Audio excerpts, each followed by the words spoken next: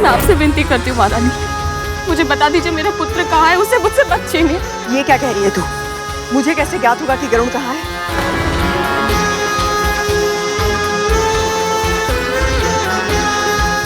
उठ जा, उठ।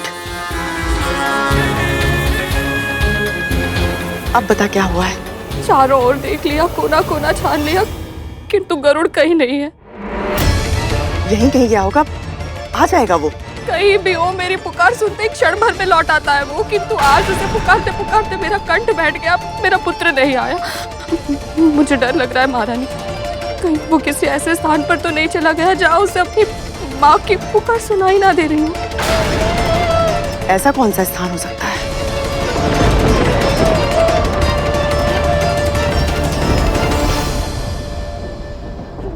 कहीं ये मुझसे कुछ छुपा तो नहीं रही?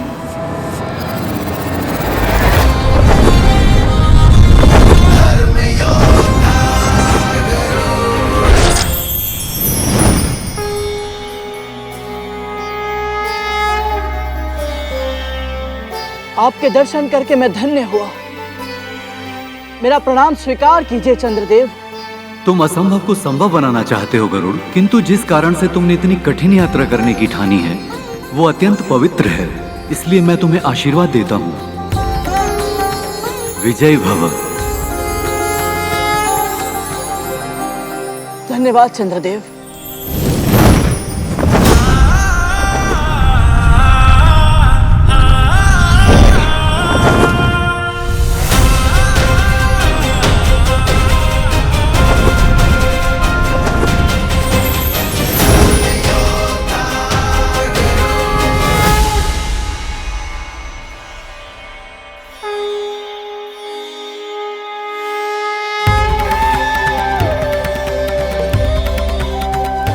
अंधकार को समूल नष्ट करने वाले, प्राणियों में शुभ और मंगल की भावना का संचार करने वाले भगवान श्री सूर्यदेव को मेरा प्रणाम।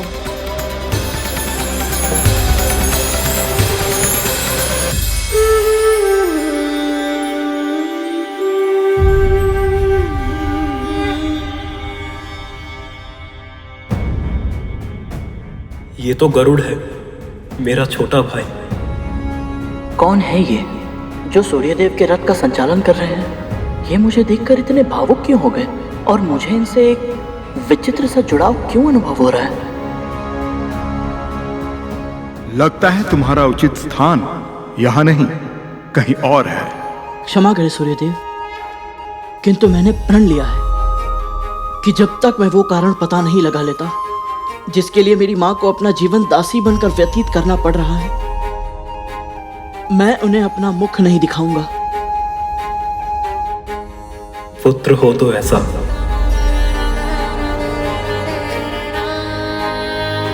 तुम्हारी भावना, इच्छा शक्ति, शारीरिक बल अद्भुत है गरुड़,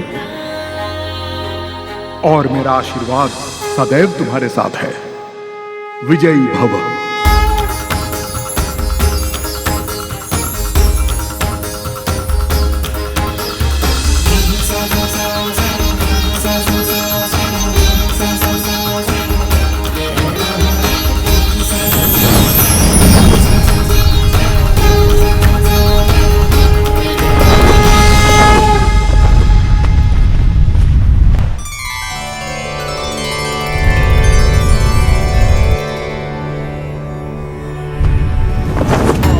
स्वर्ग इतना सुंदर स्थान है पुत्र, कोई एक बार वहां चला जाए तो फिर कभी वहां से बाहर आना ही नहीं चाहता। एक विराट वृक्ष भी है वहां, कल्प वृक्ष। यदि कोई सच्चे हृदय से कुछ भी मांगे तो उसकी इच्छा अवश्य पूर्ण होती है।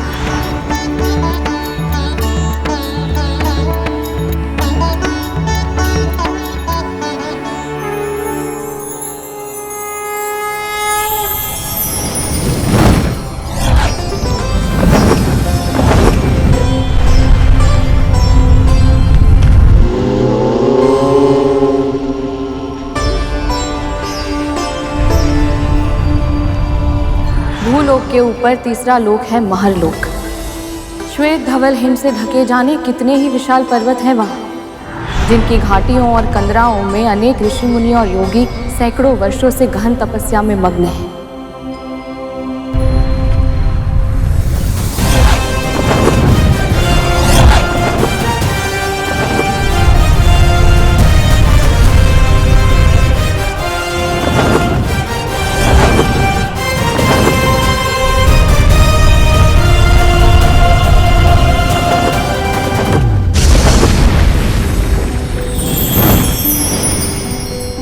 जनलोक पितामह ब्रह्मा के सबसे बड़े पुत्रों सनक, सनातन, सनंदन और सनत कुमार का निवास स्थान है। ना इन्हें कोई भौतिक कामना है, ना ही आध्यात्मिक इच्छा। ये चारों भाई एक साथ उदासीन भाव से संपूर्ण ब्रह्मांड में विचरण करते हैं। केवल दो ही लक्ष्य हैं इनके, भगवान विष्णु की भक्ति और ज्ञान का दान। आप सभी कुमारों को मेरा सादर प्रणाम। वैकुंठ में बिना अनुमति के प्रवेश करना असंभव है। तुम्हें द्वार पर ही रोक दिया जाएगा। पांचों इंद्रियों पर नियंत्रण खो बैठोगे तुम और पृथ्वी पर वापस फेंक दिए जाओगे। और नीचे गिरते समय तुम्हारा वेग इतना अधिक होगा कि तुम संभल नहीं पाओगे। तुम मारे जाओगे गरुड़। लौट जाओ, लौट जाओ। तेरे पुत्र पर तेरा नियंत्रण नहीं है और तू मेरे पुत्रों पर आरोप लगा रही है। मेरा वो आशय नहीं है महारानी।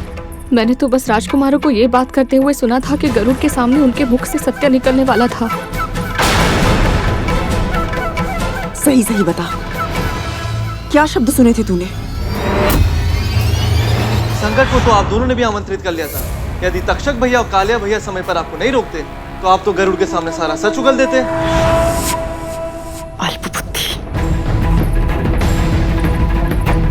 गरुड़ को हमारी शर्त के बारे में नहीं पता था, इसलिए मेरा मन कहता है वो कहाँ हो सकता है ये जानने के लिए हमें आपके पुत्रों से बात करनी ही होगी। अगर अपना भला चाहती है तो प्रार्थना कर कि गरुड़ को कुछ ना पता चला हो, वो किसी सामान्य कार्य से गया हो और शीघ्र ही लौट आए। कहाँ है तू गरुड़? मेरे मन में ऐसे विचित्र प्रश्न क्यों उठ रहे हैं कि कहीं तेरे प्राण संकट में तो नहीं? तुम मारे जाओगे गरुड़। अपना कर्म करते समय यदि भाग्य मुझे मृत्यु की ओर ढकेल दे, वैसे मृत्यु भी मुझे सहर्ष स्वीकार है ऋषिवर। और वैसे भी यदि मैं अपनी मां को दास्ता की बेड़ियों से मुक्त नहीं करा पाया तो मेरे जीवन का क्या ही लाभ। तुम्हारी मातृभक्ति अद्भुत है गरुड़। हम तुम्हें आशीर्वाद देते हैं गरुड़। विजयी भव, विजयी भव।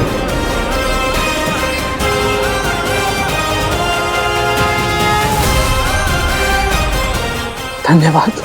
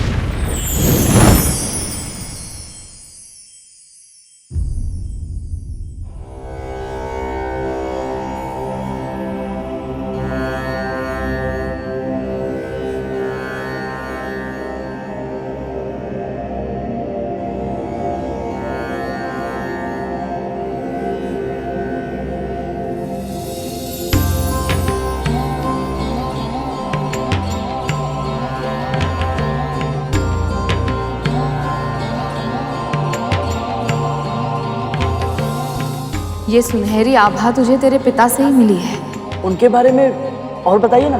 परम पिता ब्रह्मा के मानस पुत्र हुए महर्षि मरीचि और उनके पुत्र हुए तेरे पिता ऋषि गणों में श्रेष्ठ प्रजापति कश्यप। उन्होंने अपने कुल के विस्तार के लिए देव, दानव, पशु, पक्षी, वृक्ष, कीट आदि की रचना की। समस्त संसार में जो कुछ भी चेतन है, जो एक, दो या अनेक पैरों पर चलता, तैरता या उड़ता है, उन सब का अस्तित्व तेरे पिता की तप शक्ति से ही संभव हुआ है। वो सदा परम ब्रह्म में रहते हैं, इसलिए उन्हें सत्यलोक में एक विशेष स्थान प्राप्त हुआ है। पिताजी,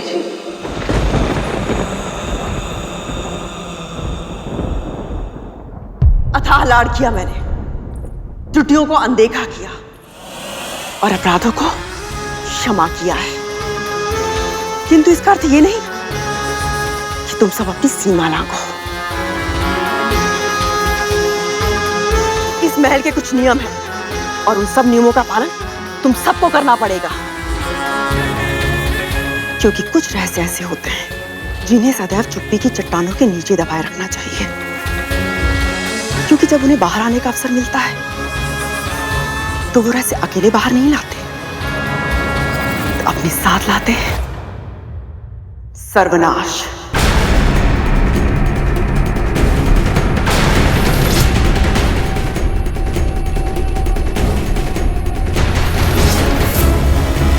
आपके पुत्रों को बड़ी से बड़ी चट्टानों के नीचे रेंग कर अपने शिकार को दबोचने का अभ्यास है मां। उन चट्टानों को पलटना हमारा स्वभाव नहीं है, ये आप जानती हैं। तक्षक भैया सत्य कह रहे हैं मां, हमने कोई नियम नहीं तोड़ा है और ना ही कोई रहस्य उजागर किया है। अवश्य ही इस दासी ने आपके कान भरे हैं हमारे विरुद्ध। केवल इतना बता दीजिए राजकुमार कि आज जब आप सब खेल रहे थे तो वहां क्या हुआ था?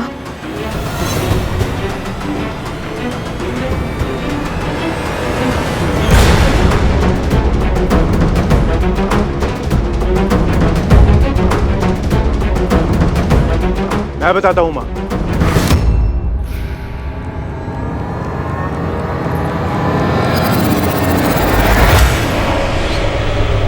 वो दासी पुत्र हमसे मित्रता करने का प्रयास कर रहा था मां।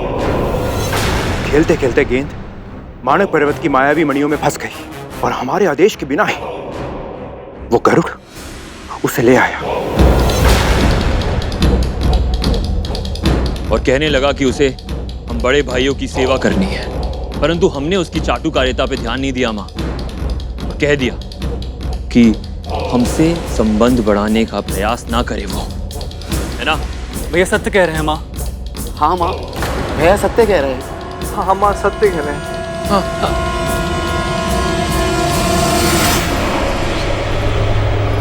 ठीक से स्मरण करो, इसके अतिरिक्त कोई और बात तो नहीं हुई थी ना? नहीं मां, नहीं मां, नहीं मां, नहीं। सुन लिया?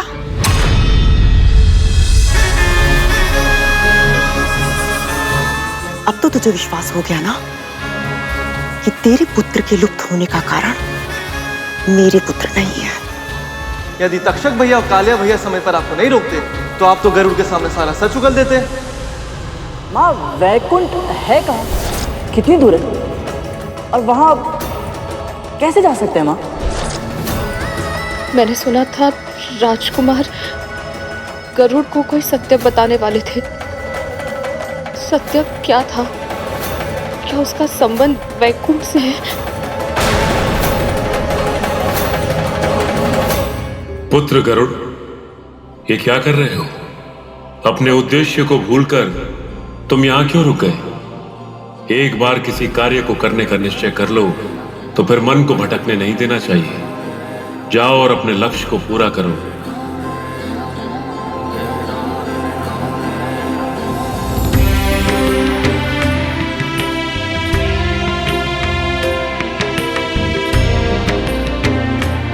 मैंने आज तक माँ का त्याग देखा था, आज आपकी तपस्या भी देख ली। अब मेरा निश्चय और भी दृढ़ हो गया है। मैं ऐसा पुत्र बनूंगा जिस पर आप दोनों को गर्व होगा।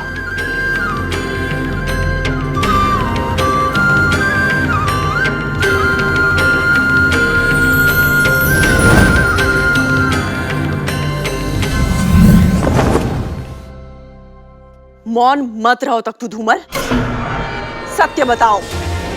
माँ वो वहाँ बड़े भैया की बात चली थी तो हमारे मुख से शेषनाग भैया का नाम निकलने वाला था माँ, पर नहीं निकला। पर गरुड़ को कुछ भी पता नहीं चला था।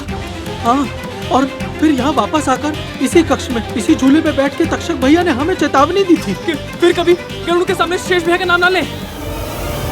शेषनाग भैया की चर्चा गरुड़ के सामने फिर से कभी नहीं होनी चाहिए। मूर्ख हो तुम सब। इस महल के ऊपर बैठकर उसने सब कुछ सुन लिया और तुम लोगों को अंदेशा तक नहीं हुआ।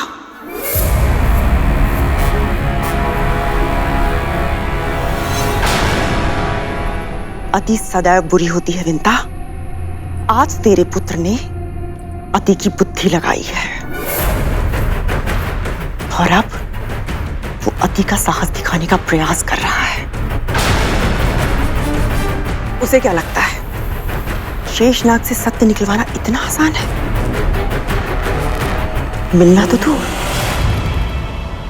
वो वैकुंठ के द्वार तक नहीं पहुंच पाएगा।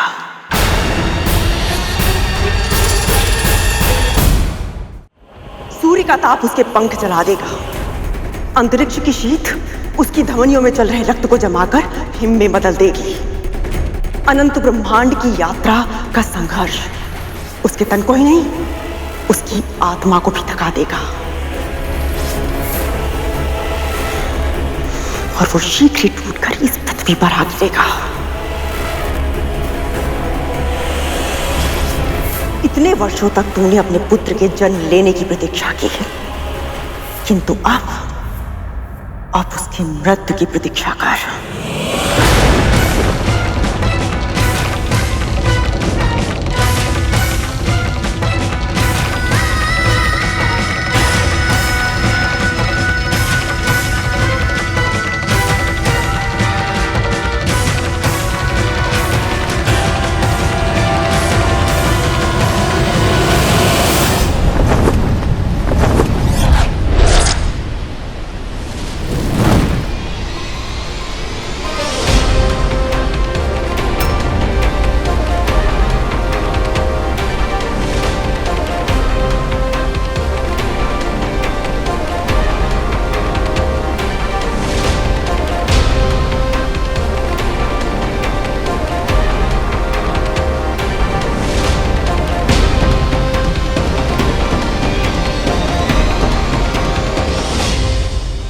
विरजा नदी उल्टी बहती है, वही वैकुंठ से पहले अंतिम अवरोध है। सामान्य प्राणी उस विराट नदी को पार नहीं कर सकते। केवल वही महान आत्माएं इस कार्य में सफल होती हैं जिन पर भगवान विष्णु का आशीर्वाद होता है। और यदि कोई उनकी इच्छा के विरुद्ध वैकुंठ पहुंचने का प्रयास करता है तो विरजा नदी उसे स्वयं में समाहित कर उसके प्राण हर लेती है। परिणाम चाहे जो भी हो, किंतु मैं अपने प्रश्नों के उत्तर लिए बिना नहीं जाऊंगा। मां की स्वतंत्रता मेरे प्राणों से अधिक मूल्यवान है।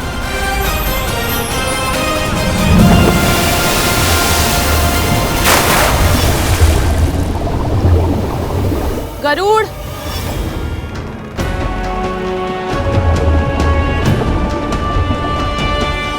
गरुड़, गरुड़ मुझे छोड़कर नहीं जा सकता।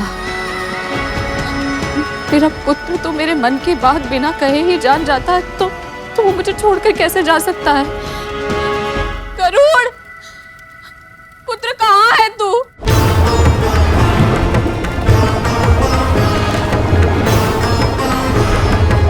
गरुड़, कहाँ है तू? दिन रात मैं एक ही पहली गाल खोजती थी कि उसे अपने नियंत्रण में कैसे करूं, किंतु अब उसकी आवश्यकता ही नहीं है। यदि सच में गरुड़ वैकुंठ के रास्ते पर गया है तो समझो वो कांटा मेरे मार्ग से सदैव सदैव के लिए हट गया है।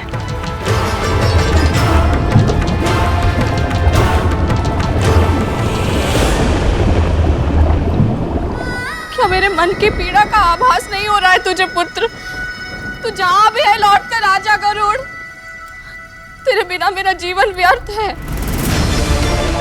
अपनी माँ की पीड़ा का आभास क्यों नहीं हो रहा है तुझे? क्या मेरी पुकार तेरे हृदय तक नहीं पहुंच रही है गरुड़?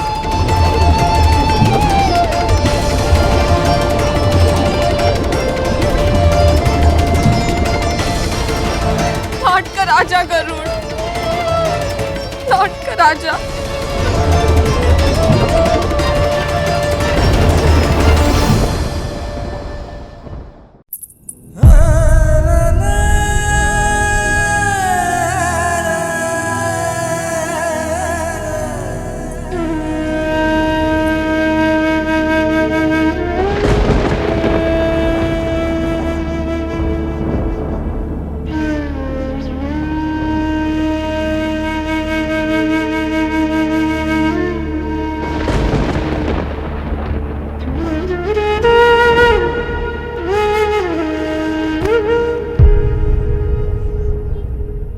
आप तो दया निधान है प्रभु,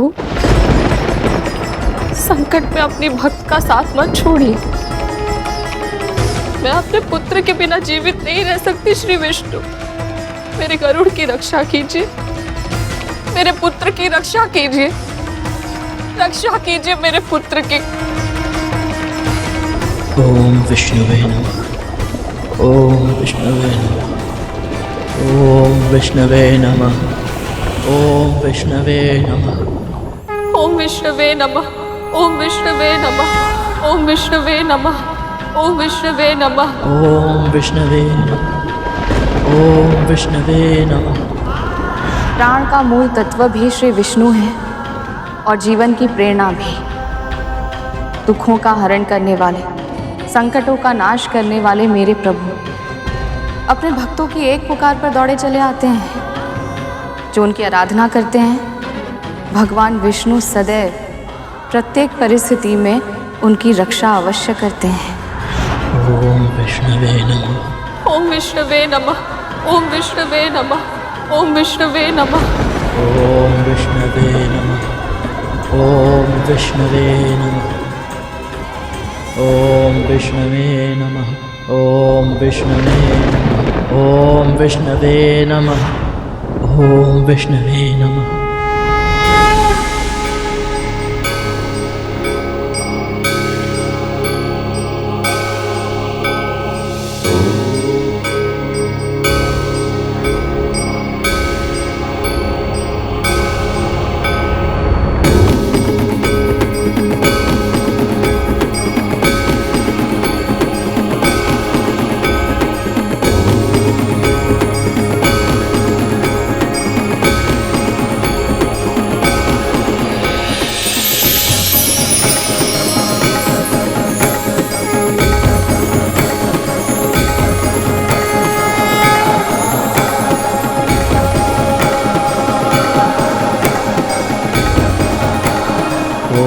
विष्णवे नमः।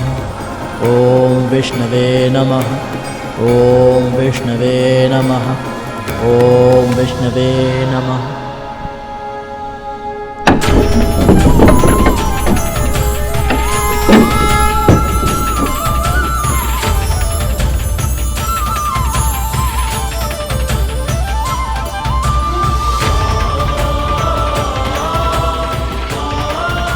ओम विष्णवे नमः। ओम विष्णवे नमः। ओम विष्णवे नमः। ओम विष्णवे नमः।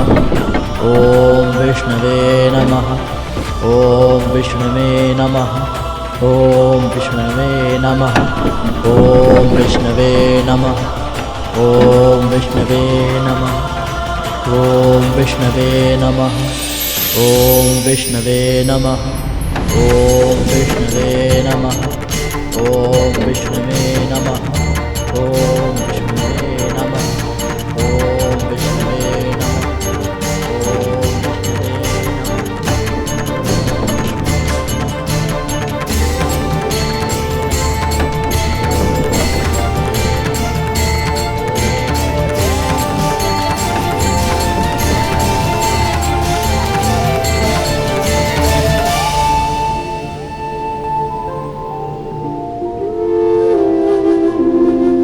ओम विष्णुवे नमः।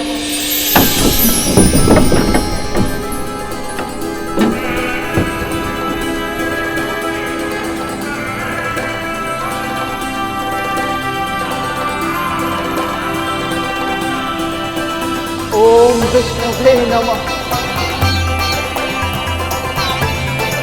7 लोगों की यात्रा पूर्ण करके यहाँ आया हूँ। अपने उद्देश्य को पूरा किए बिना वापस नहीं जा सकता। मैं अपने लक्ष्य में सफलता अवश्य प्राप्त करूंगा ताकि अपने प्रण की लाज रख सकूं।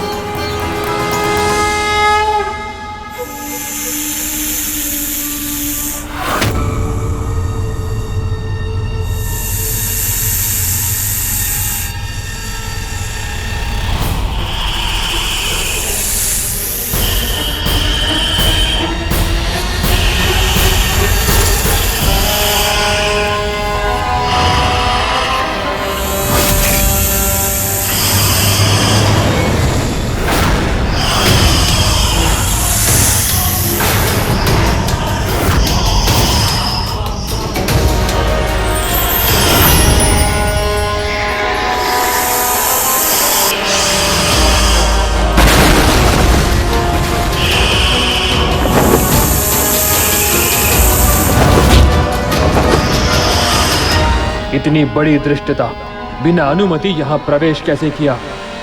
जब तक मैं अपना प्रण पूर्ण नहीं कर लेता, मैं पीछे नहीं हटूंगा।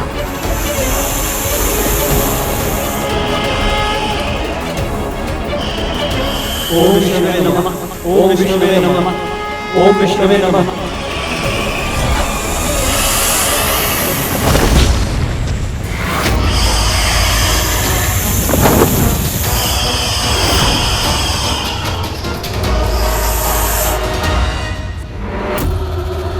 तू कितना भी प्रयास कर ले कद्रू, नियति से जीतना संभव नहीं है।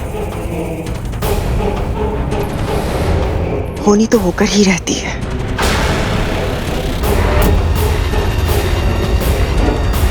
पर सच में कहीं गरुड़ सारे संकटों को पार कर सच्चाई जान गया तो?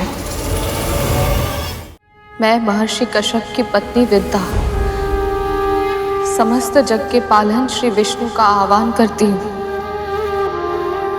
यदि मैंने आपकी आराधना सच्चे हृदय से की है, यदि आपकी भक्ति का तनिक भी पुण्य मैंने अर्जित किया है, यदि कभी भी मन से, वचन से या कर्म से परोपकार किया है,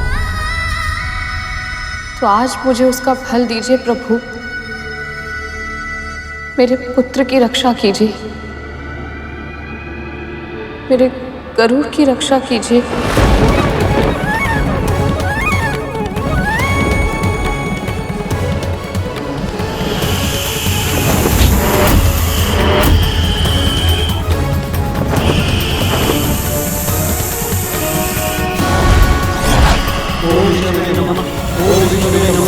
ओम विष्णुवे नमः, ओम विष्णुवे नमः।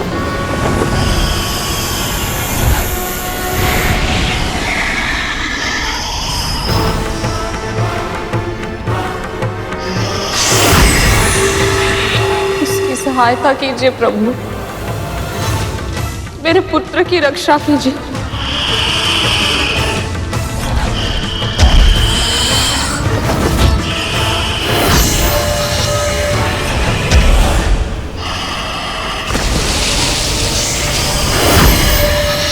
उसने आपके धाम वैकुंठ में प्रवेश करने का प्रण लिया है, इसके लिए उसे दंड मत दीजिए। अपनी भक्त की पुकार सुनिए श्री विष्णु, उसकी रक्षा कीजिए।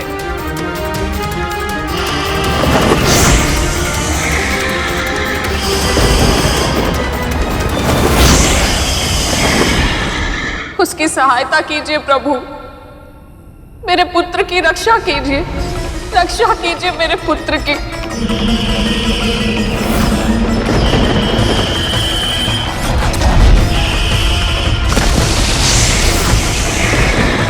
श्री विष्णवे नमः, श्री विष्णवे नमः, श्री विष्णवे नमः, श्री विष्णवे नमः, श्री विष्णवे नमः, श्री विष्णवे नमः, श्री विष्णवे नमः, श्री विष्णवे नमः, श्री विष्णवे नमः, श्री विष्णवे नमः, श्री विष्णवे नमः, श्री विष्णवे नमः, श्री विष्णवे नमः, श्री विष्णवे नमः।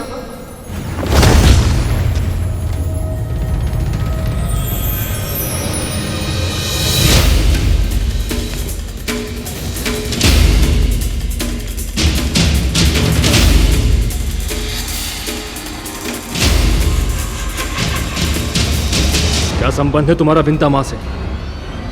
ब्रह्मपुत्र कश्यप और दक्ष प्रजापति के पुत्र मां विंता का पुत्र हूं मैं, गरुड़।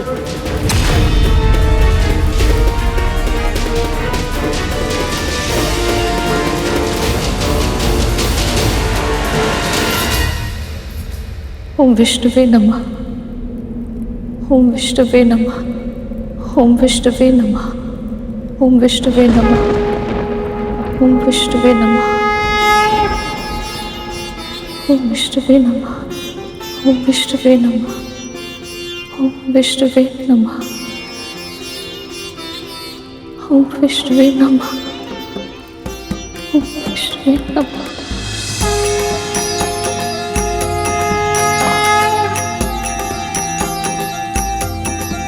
मेरी पुकार सुन ली आपने। आपका कोटि कोटि धन्यवाद प्रभु। आपकी सदाएं जय। मैं कुछ भोग लेकर आती हूँ।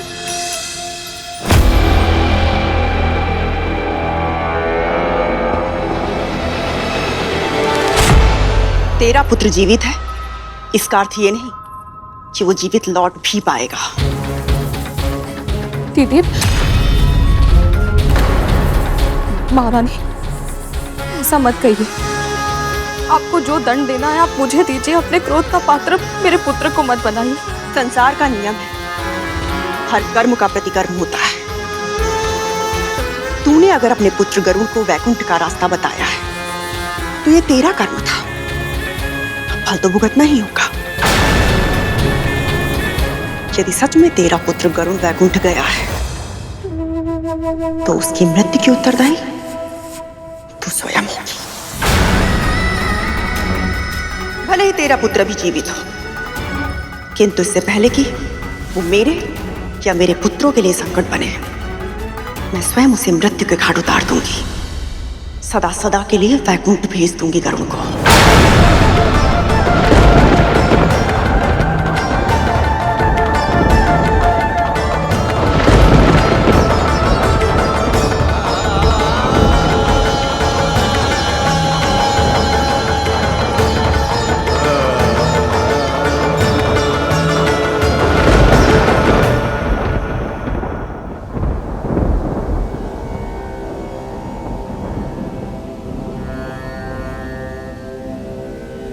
माँ ने वैकुंठ के विषय में जितना मुझे बताया था, ये स्थान तो उससे भी अधिक विशेष है।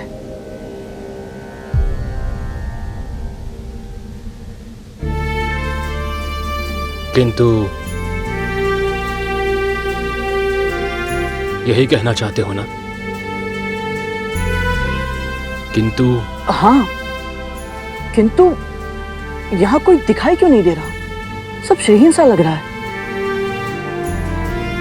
भैया, प्रभु विष्णु और माँ लक्ष्मी कहाँ हैं?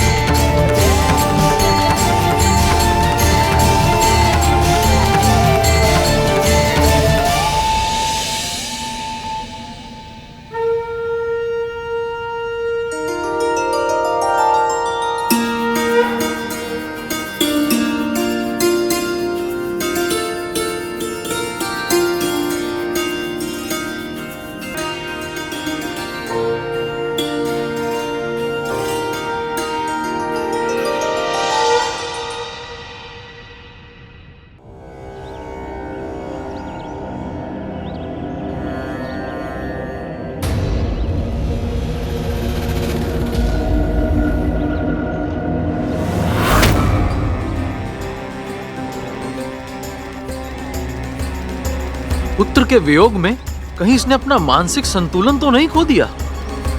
हाँ, एक साथ हंस भी रही है और रो भी रही है। ये कैसे विचित्र स्थिति है? कुछ समझ नहीं आता कालिया भैया। विचित्र बात तो ये है कि आज दासी माँ पर हमारे होने का कोई प्रभाव नहीं पड़ा। डराने की हमारी युक्ति पुरानी हो गई है भैया। क्या बक रहा है? सत्य ही तो कह रहा है धूमल। अवश्य उस दासी पुत्र ने कुछ ना कुछ तो ऐसा किया है जिससे ये प्रसन्न भी है और दुखी भी। कहीं वो शेषनाग भैया तक तो नहीं पहुंच गया?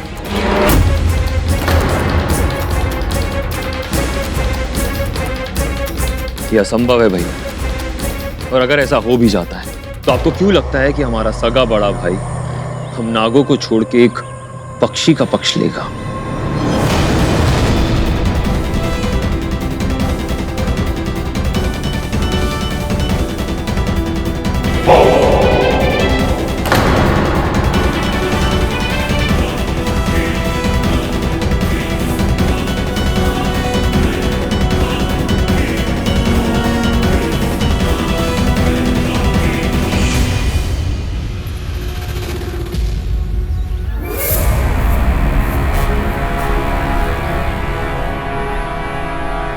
यदि गरुड़ अपने भाई अनंत को मिलने में सफल हो गया तो उसे अतीत का सत्य पता चल जाएगा।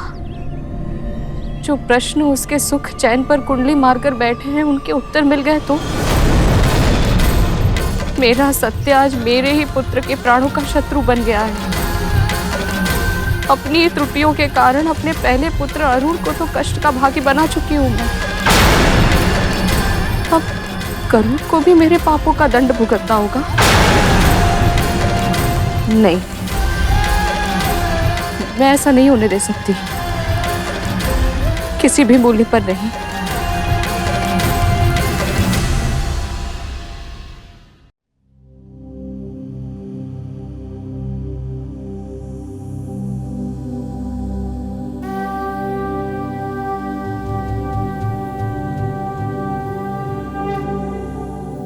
तुम्हारे भीतर छोटी माँ के गुण हैं।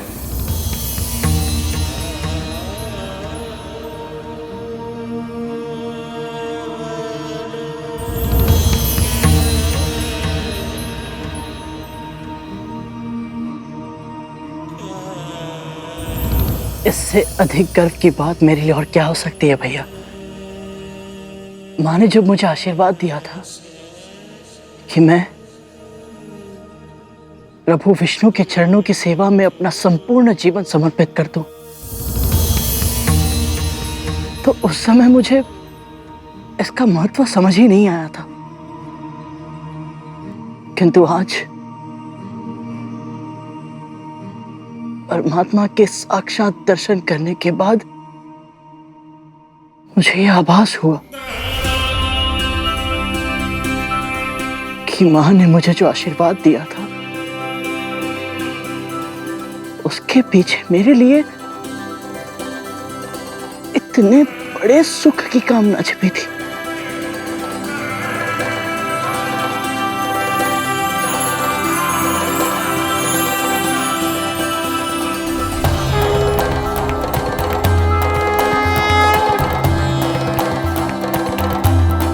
भैया, परमपिता के दर्शन तो आपने करवा दिए, किंतु माँ लक्ष्मी कहाँ है?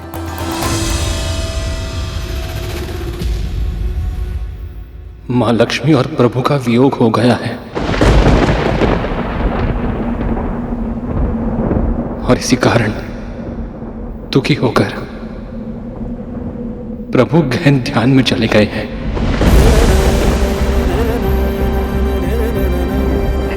क्या? किंतु कैसे भैया? और आपने माँ लक्ष्मी को रोका क्यों नहीं? आप तो यहीं रहते हैं ना। और भैया आप यहाँ क्यों रहते हैं?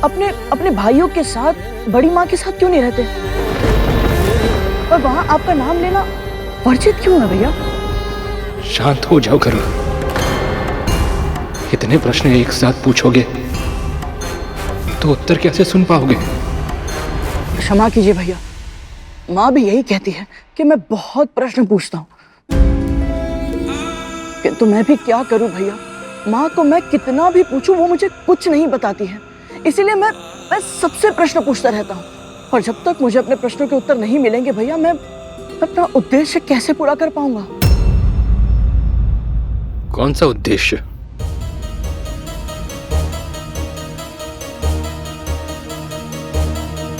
मेरे जीवन का एकमात्र उद्देश्य है अपनी माँ को आपकी माँ की दास्ता से मुक्त कराना, और इसीलिए मुझे जानना है भैया कि माँ बड़ी माँ की दासी बनी कैसे। भैया आप तो सबसे बड़े हैं, मेरी अपेक्षा केवल आपसे है भैया। क्या आप भी मुझे सत्य नहीं बताएंगे? जटिल प्रश्नों के उत्तर सरल नहीं होते गरुड़।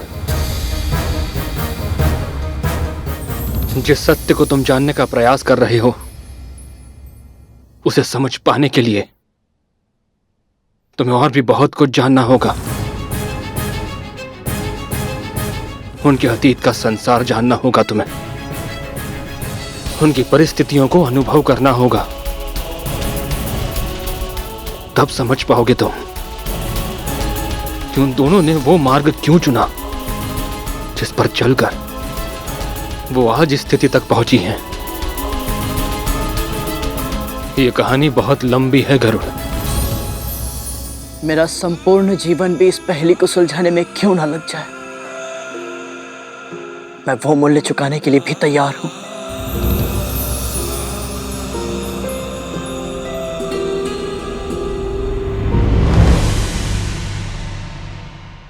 ठीक है गरुड़, मैं प्रारंभ से आरंभ करता हूं।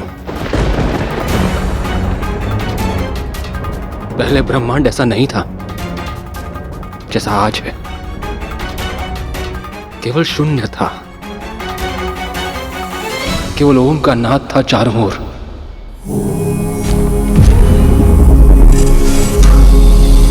बढ़ते बढ़ते ये नाद इतना तीव्र हो गया कि इसके आवेग से शून्य को चीरते हुए प्रकट हुआ क्षीर सागर, और उस क्षीर सागर के मध्य प्रकट हुए परमपिता विष्णु।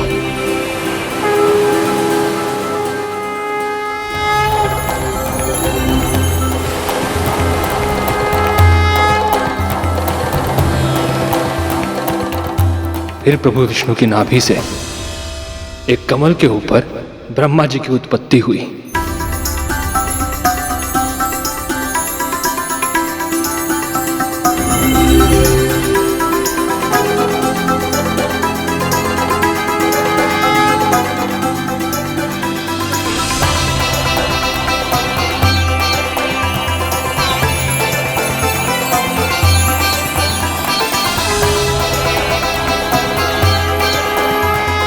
हे नारायण,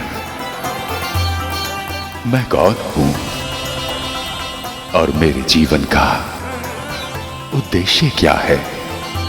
ब्रह्मा हैं आप, और आपके जीवन का उद्देश्य है सृष्टि का सृजन करना। जो आज्ञा प्रभु। सृष्टि के सृजन के लिए ब्रह्मा जी ने 10 मानस पुत्रों को जन्म दिया जो प्रजापति कहलाए। ब्रह्मा जी ने उन्हें आज्ञा दी कि वे सब अपनी अपनी संतानों को जन्म देकर सृष्टि का विकास करें, और इन सभी में प्रमुख थे मरीचि और दक्ष प्रजापति। प्रजापति दक्ष की 17 पुत्रियों का विवाह हुआ। प्रजापति मरीचि के पौत्र प्रजापति कश्यप से हुआ।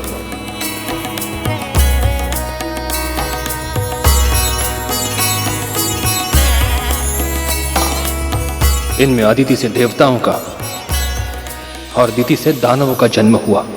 किंतु भैया, एक पिता की इतनी अलग अलग प्रकार की संतानें, ये कैसे संभव है? प्रजापति दक्ष ने सृष्टि के सृजन और संतुलन के लिए नियम बनाए। उन्होंने प्रत्येक जीव की प्रकृति, प्रवृत्ति और आकृति को अलग अलग गुण दिए। इन गुणों के आपसी समागम से अलग अलग जातियों का जन्म हुआ।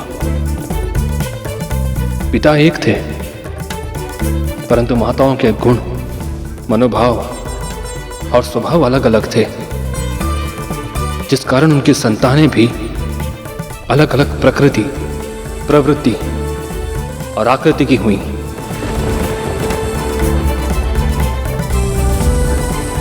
आदित्य और दिति की संतानें तो एक दूसरे से बिल्कुल ही विपरीत स्वभाव की थीं। देवताओं में सत्व और रजस गुण थे,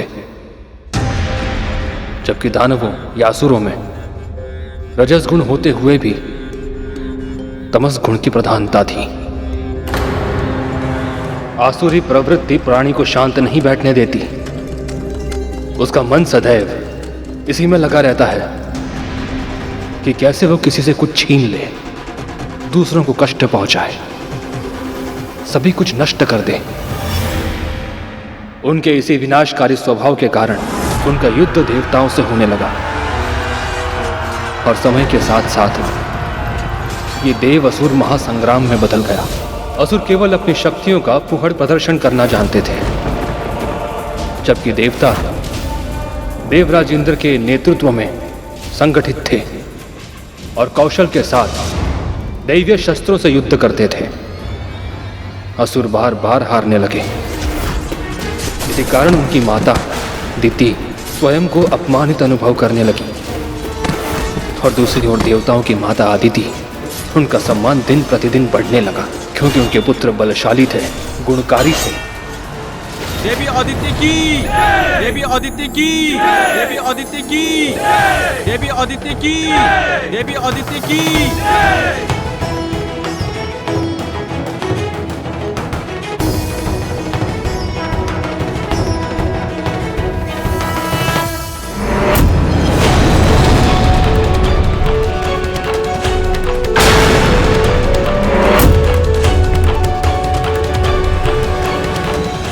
बीच में रोकने के लिए क्षमा चाहता हूं भैया, किंतु देवों और असुरों के बीच की शत्रुता का, उनके महासंग्राम का मेरी मां की दासत्व से क्या संबंध है? संबंध है गरुड़, गहरा संबंध है।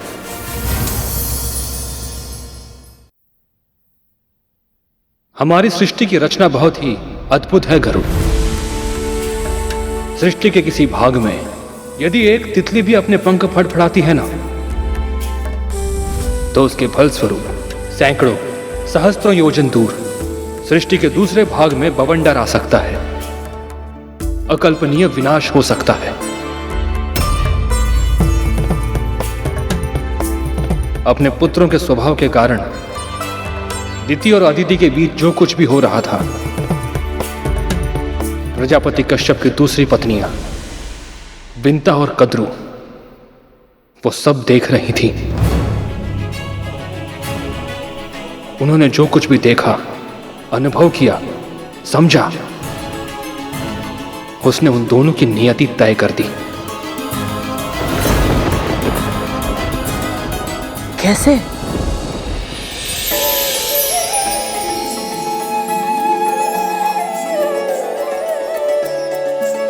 आज जीत के दिखाओ तो मानू। अभी दौड़ समाप्त नहीं हुई दीदी।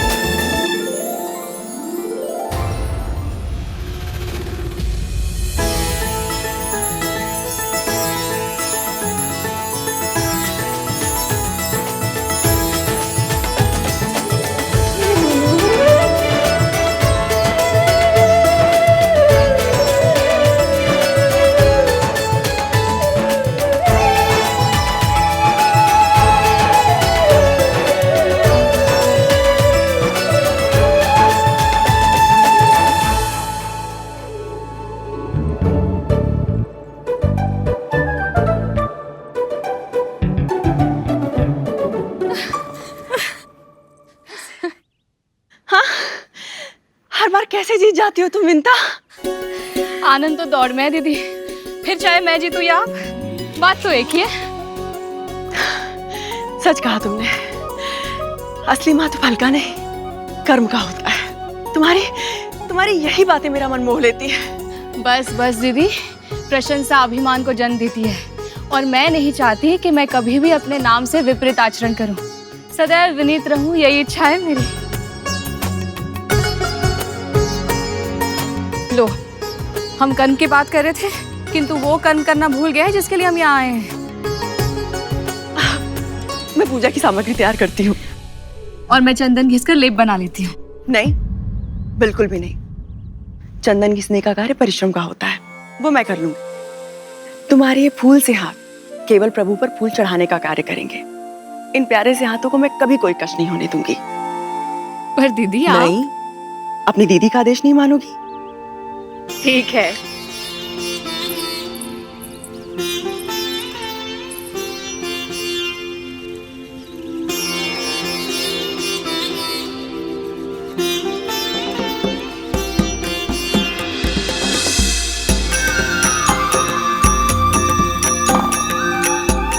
इन दोनों बहनों का आपसी संबंध समझना हो तो उस झरने की कल्पना करो गरुड़, जिसमें जल के स्थान पर बहता था एक दूसरे के लिए असीमित अथाह स्नेह, शब्दों में जिसकी व्याख्या करना असंभव है। ऐसा था इनका प्रेम, अद्भुत, अतुलनीय। जानती हो मैंने अपने प्रभु से क्या कामना की है?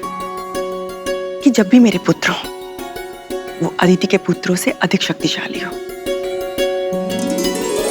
जितना अधिक बल मेरे पुत्रों में होगा मुझे उतना ही अधिक सम्मान मिलेगा। पर दीदी, मुझे लगता है कि अदिति दीदी का सम्मान उनके पुत्रों के शक्तिशाली होने के कारण नहीं होता। वो तो इसलिए होता है कि उनके पुत्र संस्कारी हैं। मैंने भी श्री विष्णु से प्रार्थना की है कि मुझे भी ऐसी ही संतान दीजिएगा, सात्विक और सद्गुणी। माँ को इतनी अपेक्षा है मुझसे और मैं उन्हें पूरा नहीं कर पा रहा हूँ, उनको दास्ता से मुक्त नहीं करा पा रहा हूँ। जो फूलों तक को कष्ट नहीं होने देती, उन्हें इतने कष्ट भोगने पड़ रहे, क्यों? कभी कभी अनजाने में हुई भूल का बहुत बड़ा मूल्य चुकाना पड़ता है गरुड़। विंता माँ के साथ भी कुछ ऐसा ही हुआ था।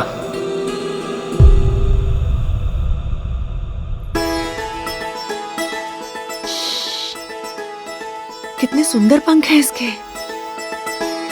ओहो दीदी, इसके देखने, सुनने और सूंघने की क्षमता बहुत अधिक होती है।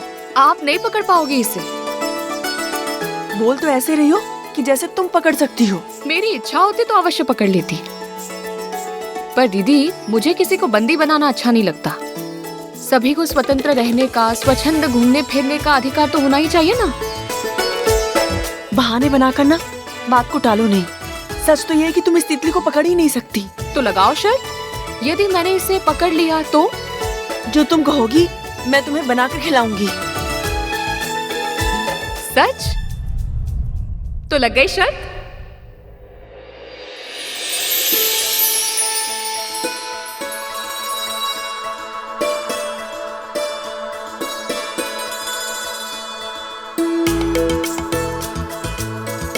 एक ही स्थान पे खड़े होकर उसे देखती रहोगी और उसे पकड़ने का प्रयास भी करोगी। वो श्वेत पुष्प देख रही हो? उस पर उसके बैठने की प्रतीक्षा कर रही हूँ। तुम्हें कैसे पता कि वो उस पे बैठेगी या नहीं? यदि नहीं बैठी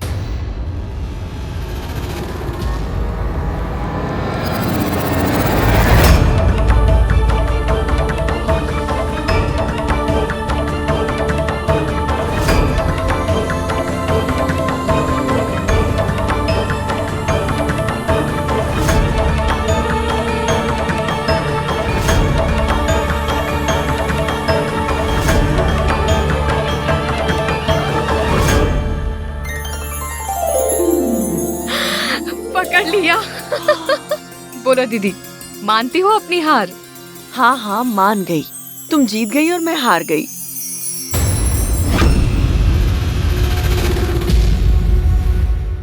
इसका पंख टूट गया क्या? क्षमा करना तितली, तुम्हारी वेदना का पता ही नहीं चला।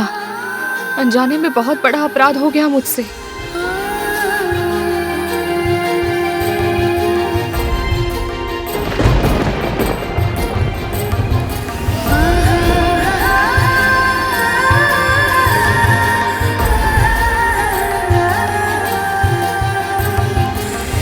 छोटी सी शर्त के लिए एक जीवित प्राणी को पीड़ा पहुंचा दी मैंने। हे प्रभु, मैं प्रण करती हूँ, आज के बाद ऐसा पाप कभी नहीं करूंगी। तुम व्यर्थ ही चिंता कर रही हो। तितली ठीक है, उसे कुछ नहीं हुआ। कुछ तो हुआ है ना दीदी, कष्ट हुआ है उसे। तुम भी ना कितना सोचती हो। यदि सोचना ही है ना तो ये सोचो कि मैं तुम्हारे लिए क्या पकवान बनाऊं। शर्त तो हार गई हूँ, दंड तो भुगतना ही होगा। आनंद तो शर्त लगाने में है दीदी, फिर चाहे मैं जीतूं या आप, बात तो एक ही है। और बहनों में शर्त केवल खेल के लिए होती है, उसे निभाने की आवश्यकता नहीं होती। एक दूसरे के लिए जो स्नेह इन दोनों के हृदय में है, उसे देखकर तो मैं सोच भी नहीं सकता कि बड़ी माँ ने माँ को दासी बना कर रखा है। यह स्थिति आई कैसे भैया?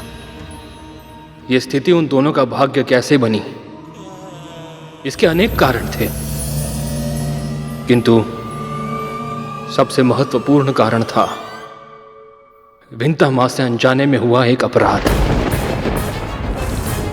छोटी सी शर्त के लिए उन्होंने निर्दोष तितली को अपना बंदी बना लिया था। कहते हैं कि किसी निर्दोष को अगर कोई कष्ट पहुंचाता है तो उसे अपने कर्मों का फल इसी जन्म में भुगतना पड़ता है। किंतु अनजाने में हुए इस अपराध का दंड विंता मां को कब और किस रूप में मिलेगा, इससे वो दोनों ही अनजान थी।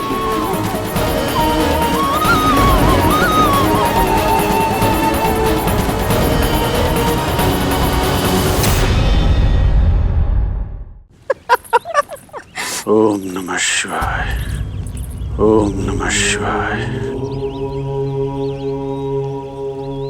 महर्षि दुर्वासा, ओम नमः शिवाय। मैंने पिताजी से सुना है ये अत्यंत क्रोधी स्वभाव के हैं, तनिक सी बात पर भयानक भयानक श्राप देते हैं। ओम नमः शिवाय। हाँ, मैंने भी सुना था।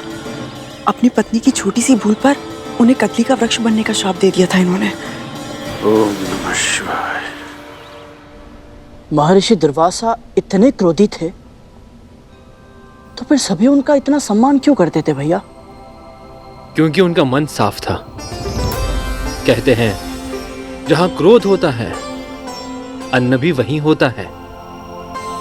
जहां क्रोध होता है अन्न भी वहीं होता है, अर्थात सच्चे हृदय से यदि कोई क्रोध करता है तो वो भी हमारे लाभ के लिए ही होता है।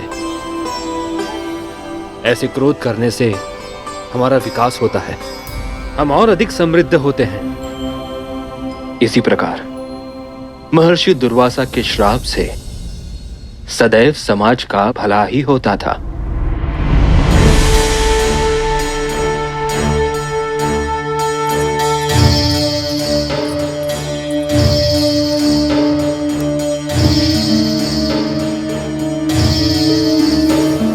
प्रणाम ऋषिवर। प्रणाम ऋषिवर।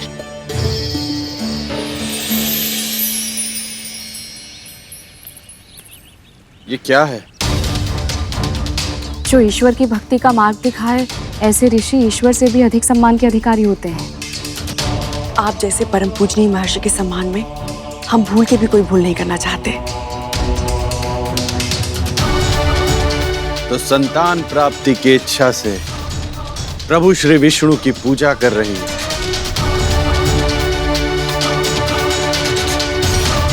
कश्यप पत्नी कद्रु, विंता।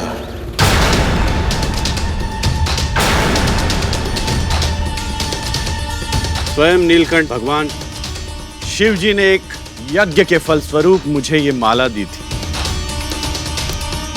इसे जो धारण करेगा उसे ऐसी प्रतापी संतान प्राप्त होगी जिसके नाम और यश की कीर्ति समस्त ब्रह्मांड में फैलेगी। किंतु ये माला एक और तुम दो। कैसे निर्धारित करूं कि ये किसे मिलनी चाहिए? तुम में से अधिक उपयुक्त कौन है?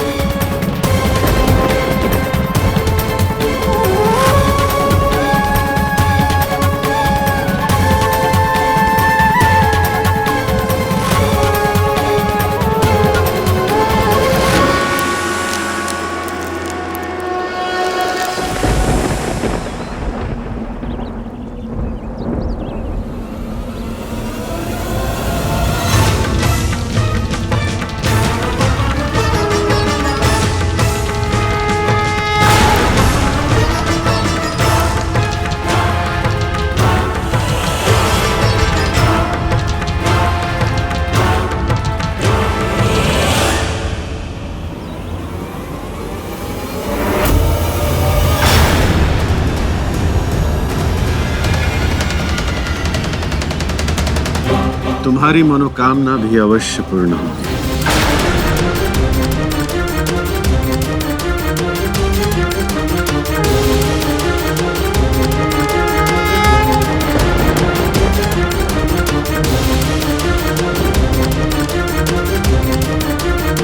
दीदी, महर्षि दुर्वासा ने हम दोनों को आशीर्वाद दे दिया।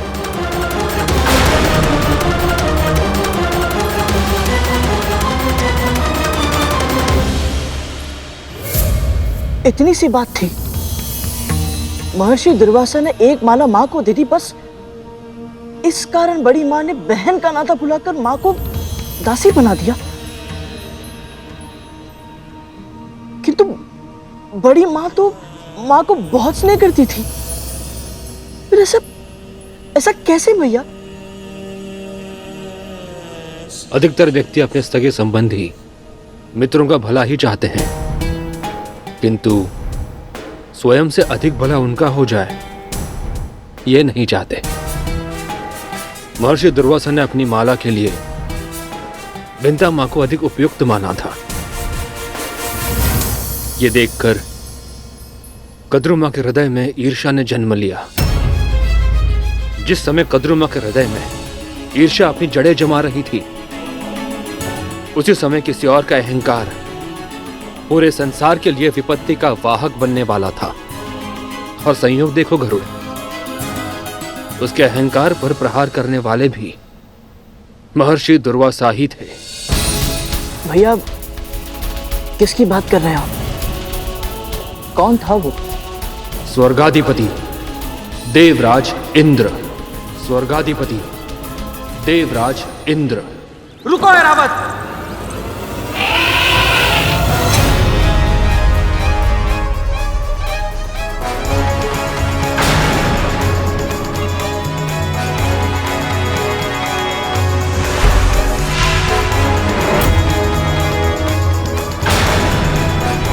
प्रणाम महर्षि।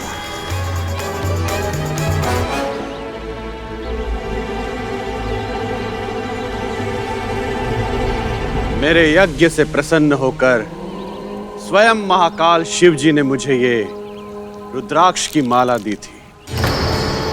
जो भी इसे धारण करेगा, विजय श्री सदैव उसके साथ रहेगी। यश उसके भाग्य का दास होगा और समृद्धि उसकी इच्छा की दासी। मैं तो बैरागी ऋषि हूं, मुझे इन सब की कोई आवश्यकता नहीं। इसीलिए इसे आप धारण कर लीजिए देवराज। जो आज्ञा महर्षि।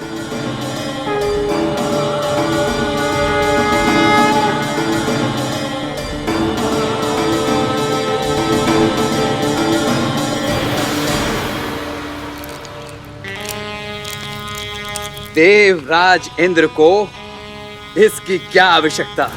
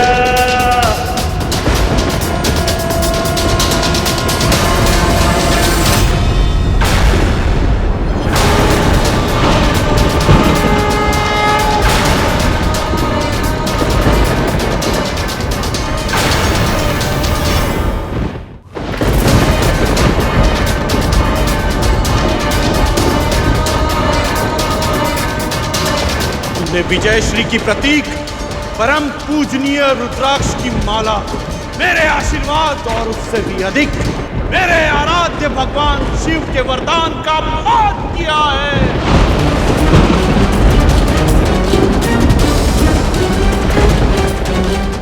आज से तू और तेरे सभी देवता श्रीहीन हो जाएंगे।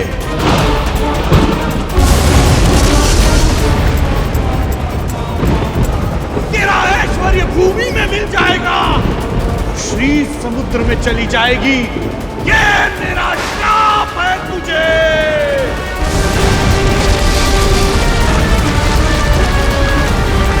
आज से तू और तेरे सभी देवता श्रीहीन हो जाएंगे। तेरा ऐश्वर्य भूमि में मिल जाएगा और श्री समुद्र में चली जाएगी। ये मेरा श्राप है तुझे। क्षमा कर दीजिए महर्षि, मुझसे भूल हो गई। महर्षि, मुझसे भूल हो गई महर्षि। महर्षि, सच्चे भक्त भगवान से भी बढ़कर होते हैं और महादेव के परम भक्त महर्षि दुर्वासा का अपमान करके देवराज ने केवल स्वयं को दुख नहीं दिया था, पूरे संसार को कष्ट में डाल दिया था। और सबसे अधिक पीड़ा हुई थी मेरे प्रभु नारायण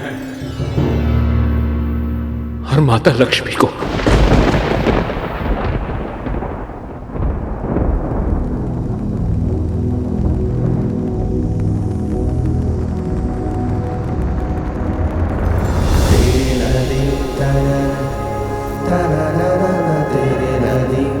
महर्षि दुर्वासा का श्राप, हमें इसका मान तो रखना ही होगा। मुझे जाना होगा प्रभु। मुझे छोड़कर कैसे जा पाएंगी? मैं महर्षि के श्राप की अवहेलना नहीं कर सकती नारायण। और मैं आपके बिना नहीं रह सकता। आप मेरी अर्धांगिनी, आधा आधा प्राण है। आपके बिना मेरा अस्तित्व आधा। मैं अधूरा हूं आपके बिना देव। संभालिए स्वयं को स्वामी। कैसे? ये कार्य तो आपका है ना। मैं संसार को इसलिए संभाल पाता क्योंकि आप मुझे संभालती। आपके बिना ना तो मेरी गति है देव और ना ही संसार का परिचालन। सच्चे हृदय से उपजा क्रोध समाज के विकास का कारण बनता है प्रभु।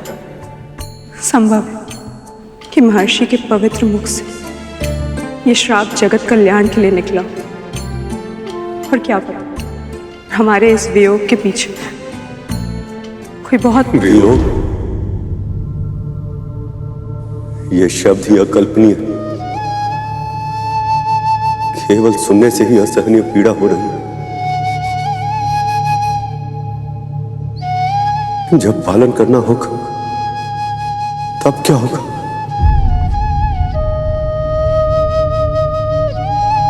वियोग पीड़ा अवश्य देता है स्वामी, पर पुनर्मिलन उसे कहीं अधिक सुख देता है। हमारे पुनर्मिलन के बारे में सोचिए स्वामी, उस क्षण की कल्पना कीजिए जब हमारी विरह की अवधि समाप्त होगी और हम फिर से एक साथ होंगे। कितना सुख, कितना अद्भुत होगा वो पल।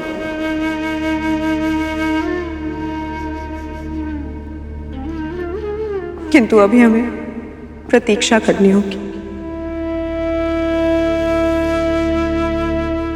अभी मुझे जाना होगा।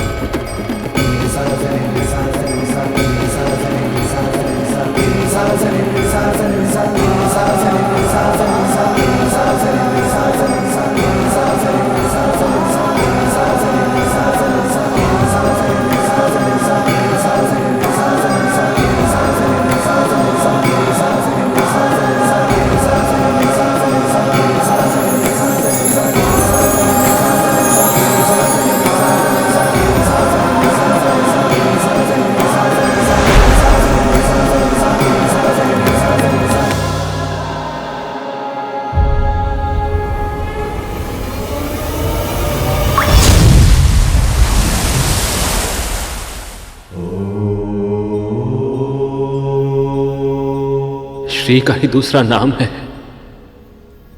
लक्ष्मी। जब महर्षि दुर्वासा के श्राप के कारण श्री अर्थात लक्ष्मी समुद्र में चली गई, तो प्रभु नारायण भी समाधि में लीन हो गए। तब केवल वैकुंठ ही नहीं, सारा संसार श्रीहीन हो गया था। जगत की सारी आभा, सारी शोभा लुप्त हो गई।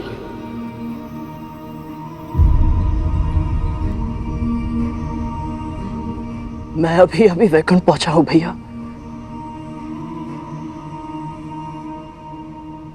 फिर भी यहाँ की वायु में जो पीड़ा का आभास है, उसे अनुभव कर पा रहा हूं मैं कल्पना कर सकता हूं भैया कि प्रभु विष्णु और मां लक्ष्मी के लिए विरह कितना दुखदायक रहा होगा।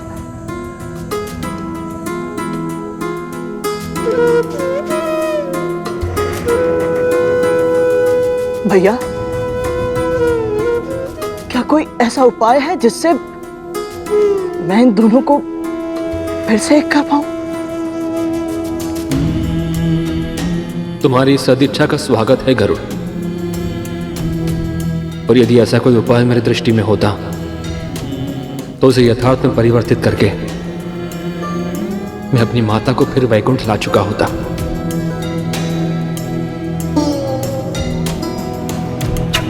माता लक्ष्मी समुद्र में थी और भगवान विष्णु समाधि में। ऐसे में संसार में अव्यवस्था और अराजकता फैलना स्वाभाविक था। चारों ओर तामसी विचार पनपने लगे, बुराई बढ़ने लगी थी गरुड़। ऐसे में असुरों के गुरु भार्गव के मस्तिष्क में, जिन्हें भविष्य में संसार ने नाम दिया शुक्राचार्य, देवों के इस आपदा में दैत्यों के लिए अवसर देखा उन्होंने। पहले से ही पीड़ित देवों को पूरी तरह पराजित करने का मार्ग खोजने के लिए उन्होंने भीषण तपस्या करने का निश्चय किया।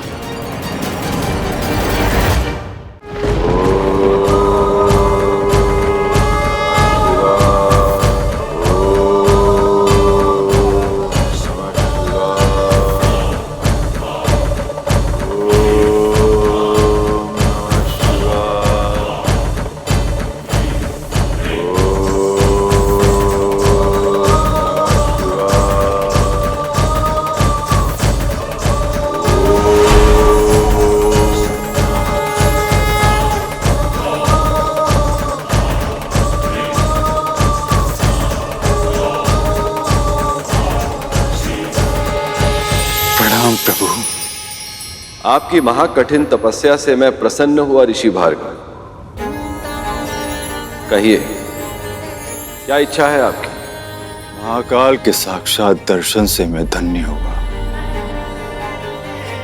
केवल एक ही वरदान चाहिए मुझे, वृत्त संजीवनी विद्या।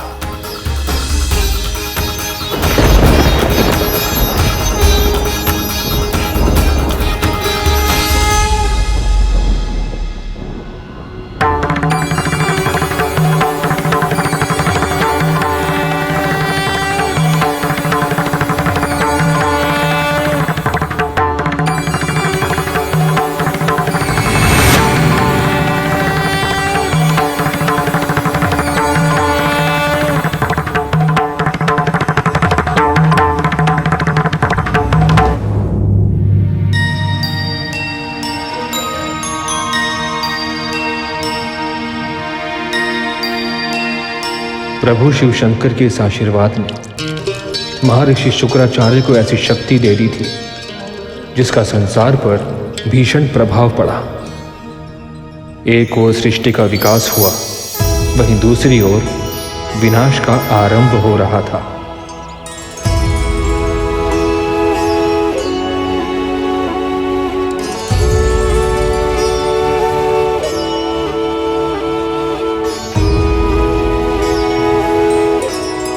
अब समय आ गया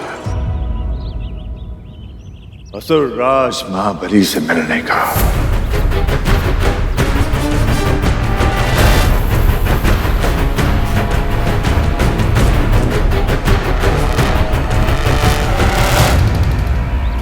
असुरराज महाबली की, असुरराज महाबली की, असुरराज महाबली की, असुरराज महाबली की, असुरराज महाबली की, असुरराज महाबली की, असुरराज महाबली की, असुरराज महाबली की, असुरराज महाबली की, असुरराज महाबली की, असुरराज महाबली की।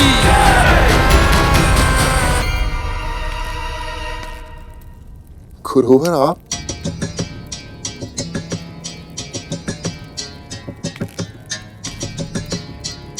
विजय भव।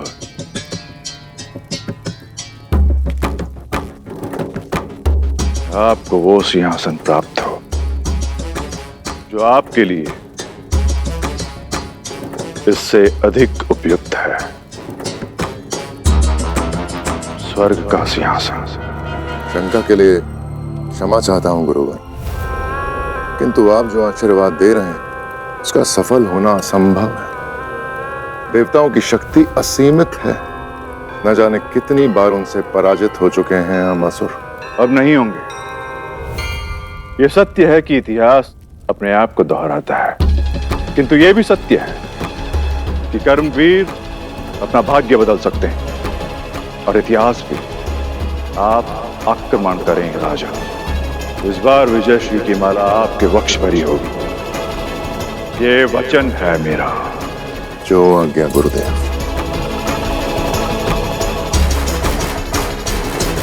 महर्षि भार्गव की, महर्षि भार्गव की, महर्षि भार्गव की।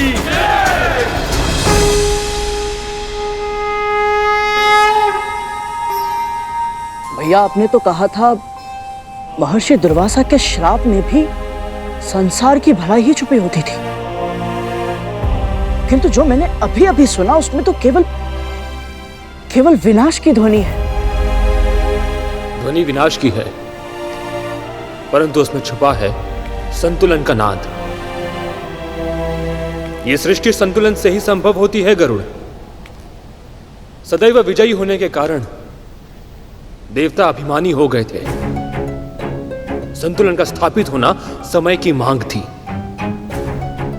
महर्षि दुर्वासा के श्राप ने इंद्र के अहंकार को तो ठेस पहुंचाई, किंतु इंद्र समेत अन्य सभी देवताओं के अहंकार का पूरी तरह नष्ट होना अभी शेष था। अब तक दानवों की हार होती थी और उसके कारण होता था मां दीदी का तिरस्कार, किंतु अब तिरस्कार की बारी थी माता अदिति की, और इस युद्ध के परिणाम का प्रभाव मां कद्रु और मां विंता के मन पर भी पड़ने वाला था।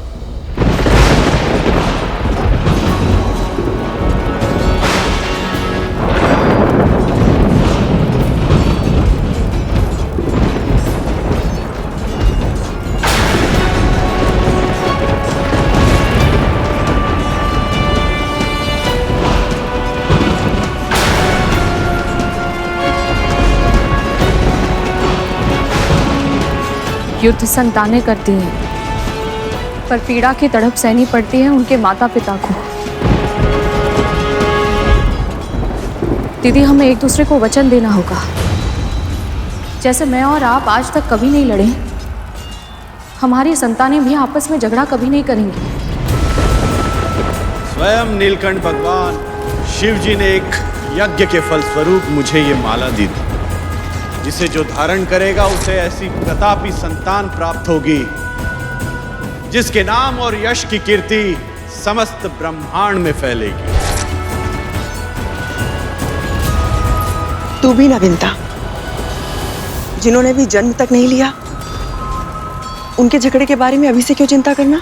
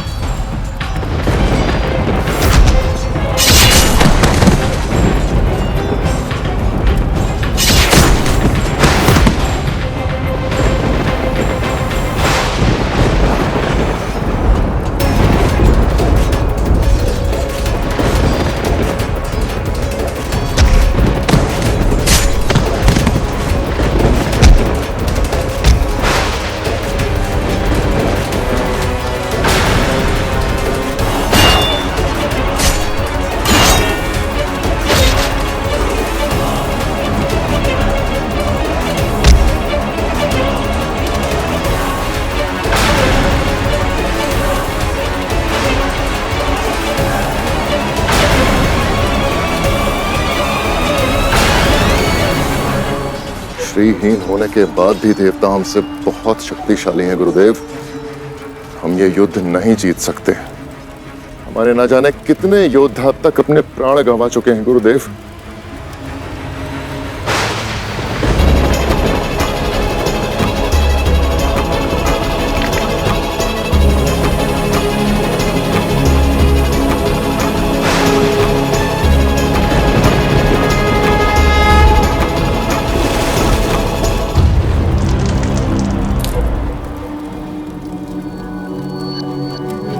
ध्यान से देखिए राजन, आपका एक भी योद्धा नहीं मारा गया है।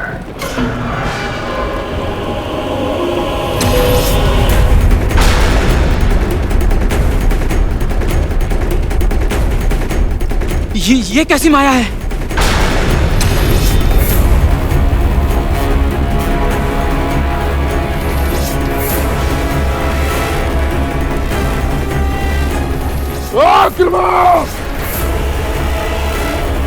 भागो, अपने अपने प्राण बचाओ।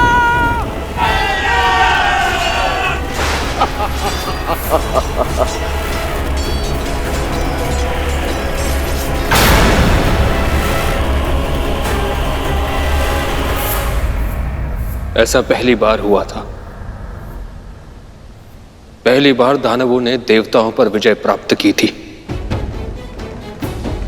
जब जब संसार में कोई अप्रत्याशित, अकल्पनीय घटना घटती है, तब उसका प्रभाव सभी पर पड़ता है।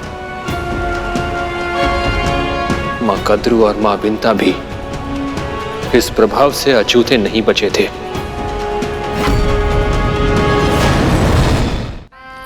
असुरराज महाबली की, असुरराज महाबली की, असुरराज महाबली की, असुरराज महाबली की, असुरराज महाबली की, असुरराज महाबली की, असुरराज महाबली की, असुरराज महाबली की, असुरराज महाबली की, असुरराज महाबली की।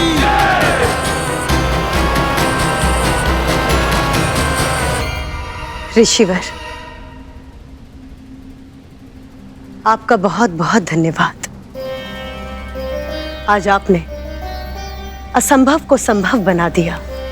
आज युद्ध के मैदान में आपने जो किया वो अकल्पनीय है। सदा से शोषित रहे हैं हम असुर। पराजय हमारा स्वभाव बन गई थी। हम जीत भी सकते हैं ये विश्वास ही खो चुके थे हम। किंतु आज आपने स्वर्गलोक का सिंहासन नहीं, जीवन का सबसे बड़ा उपहार दिया है।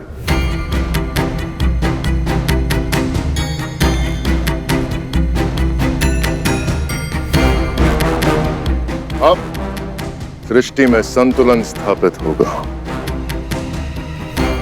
और इसका सारा श्रेय केवल आपको जाता है गुरुवर। ये युद्ध आपने और आपके योद्धाओं ने लड़ा। साहस के साथ आपने अपने शत्रु का सामना किया और उन्हें भागने के लिए विवश किया। इस विजय का श्रेय आपका है राजन। मैंने तो केवल गुरु होने का धर्म निभाया है।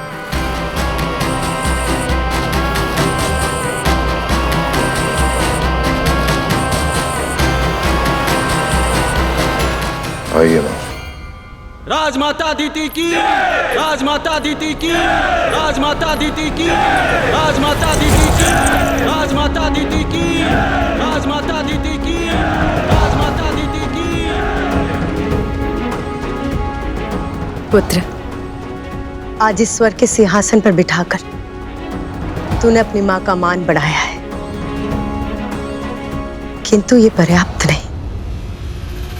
आज तुझे एक वचन देना होगा कि आज के बाद देवता इस सिंहासन पर कभी नहीं बैठेंगे।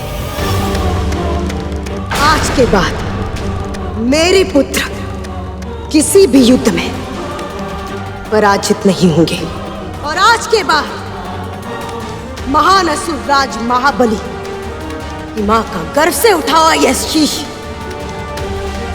कभी नहीं झुकेगा। वचन दो।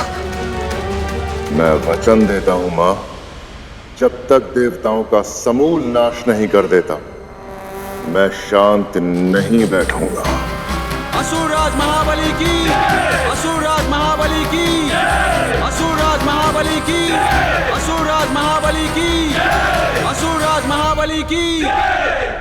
महर्षि दुर्वासा के एक श्राप से यदि देवताओं का राजपाट, यश, वैभव सब कुछ छिन सकता है, तो उनके आशीर्वाद से मिली माला से विंता क्या नहीं कर सकती है। मुझे अपने संतानों के हित की रक्षा करनी ही होगी।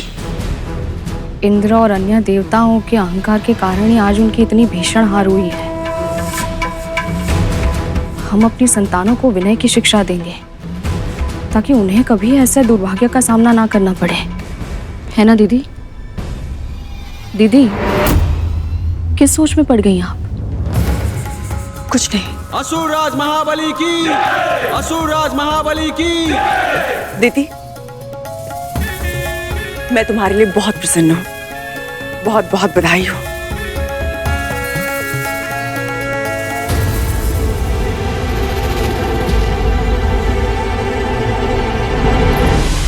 इंद्र, वायु, अग्नि, इंद्र, कहाँ चले गए तुम सब? इंद्र, तुम्हारी माता तुम्हें पुकार रही है। कहाँ चले गए इंद्र?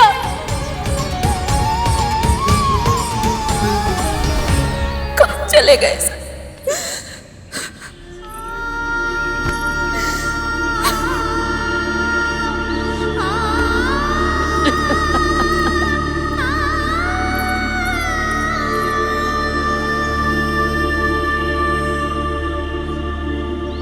मैंने चारों ओर ढूंढ लिया है, न जाने कहाँ है मेरे पुत्र। पहले तो मेरा स्वर सुनते ही लौट आते थे, परंतु आज दीदी, बाहरी नेत्रों से ढूंढना बंद कीजिए, मन की आंखों से देखिए, अपने हृदय से अनुभव कीजिए। आपकी अंतरात्मा अपने पुत्रों को स्वयं ढूंढ लेगी।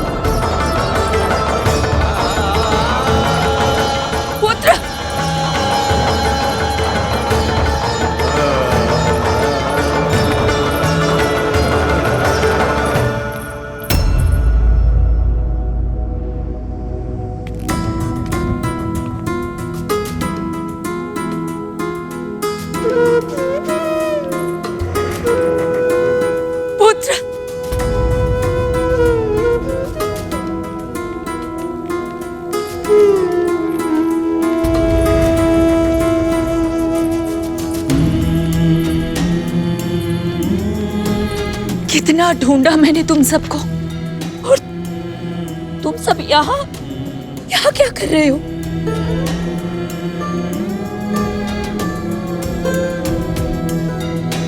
हम सब भयभीत हैं माँ। जीवन में प्रथम बार हमें असुरों से भय लग रहा है। अपने प्राणों के लिए ऐसा भय इससे पहले अनुभव नहीं किया माँ।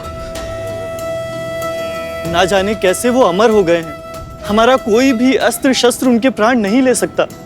और अब तो उन्होंने निश्चय कर लिया है कि वो हमें जीवित नहीं छोड़ेंगे। अपराध मैंने किया था मां, किंतु उसका दंड मेरे इन भाइयों को और आपको मिल रहा है। और मेरा ऐसा दुर्भाग्य कि मैं कुछ कर भी नहीं सकता। पुत्र, एकता में बहुत शक्ति होती। जब तक तुम सब एक साथ हो, कुछ नहीं होगा तुम्हें। और जहां तक तुम्हारी प्राण रक्षा का प्रश्न है, तो पुत्र, जहां समस्या होती है वहां समाधान भी अवश्य होता है। और तुम्हारी मां वो समाधान अवश्य ढूंढ कर रहेगी।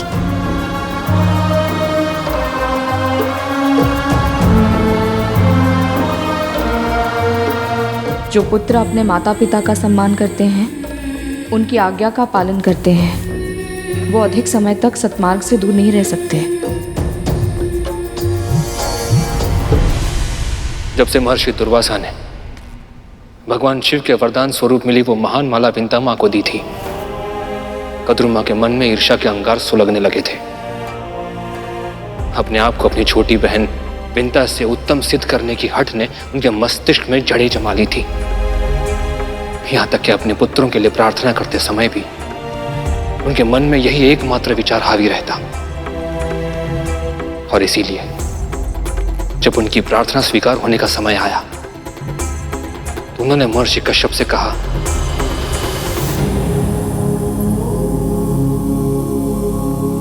जो देवता, मानव, गंधर्व, दानव इन सभी से अधिक शक्तिशाली हो, जो विकराल विषधर हो, जिन्हें देखते ही शिराओं में भय का संचार हो। मुझे ऐसे एक सहस्त्र पुत्र चाहिए।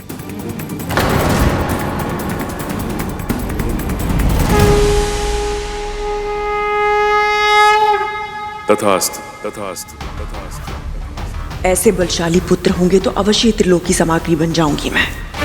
फिर विंता ही नहीं, दिति अदिति सब झुकेंगे मेरे आगे।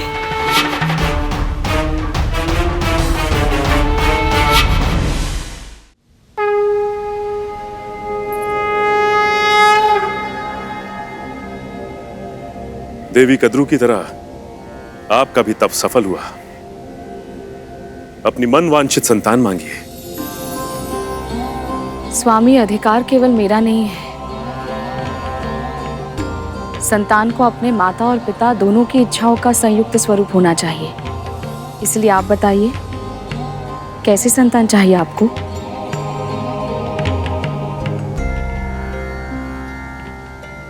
देवी, हम एक ऐसे पुत्र की कामना करते हैं जो माता पिता को अपना आदर्श समझे और जो संसार को ऐसी शिक्षा दे सके कि माता पिता की भक्ति से संसार का समस्त ऐश्वर्य पाया जा सकता है। एक ऐसे पुत्र की कामना जो संसार में देवों और असुरों के बीच के संग्राम को रोककर सृष्टि में संतुलन स्थापित करे। आपने मेरी कल्पना को स्वर दे दिया। जिसके मन में सृष्टि का कल्याण हो और चित्त में हो नारायण के चरण। मुझे ऐसे सदाचारी पुत्र का वरदान दे दीजिए स्वामी।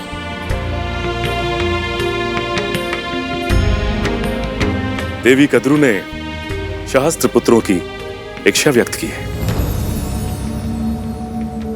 किंतु आप केवल एक ही पुत्र चाहती। इसे जो धारण करेगा उसे ऐसी प्रतापी संतान प्राप्त होगी जिसके नाम और यश की कीर्ति समस्त ब्रह्मांड में फैलेगी। आप सही कह रहे हैं। संतान के समुचित विकास के लिए भाई या बहन का होना आवश्यक होता है।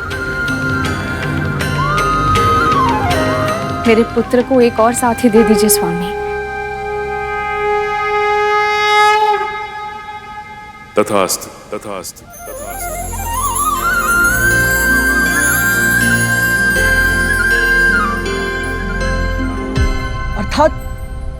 अर्थात मेरा कोई भाई भी है, किंतु भैया माँ ने तो मुझे उनके बारे में कभी कुछ नहीं बताया। कौन है वो और कहाँ है? तुम उन्हें मिल चुके हो गरुड़। क्या? किंतु कब? कौन? सूर्यदेव के रथ के सारथी हैं वो, अरुण, तुम्हारे बड़े भाई। अंधकार को समूल नष्ट करने वाले श्री सूर्यदेव को मेरा प्रणाम।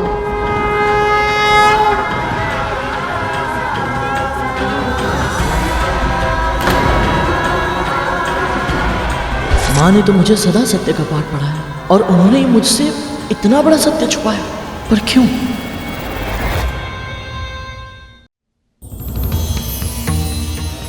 कितना बड़ा मूर्ख हूं मैं। अपने सगे बड़े भाई को पहचान नहीं पाया और उन्होंने भी मुझसे कुछ नहीं कहा।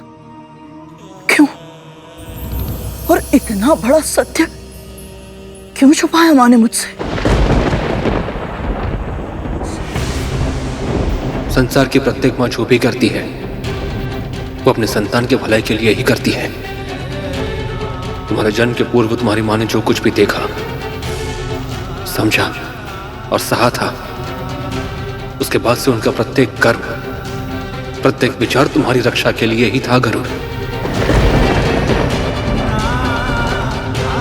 ऐसा क्या हुआ था मेरे जन्म से पूर्व?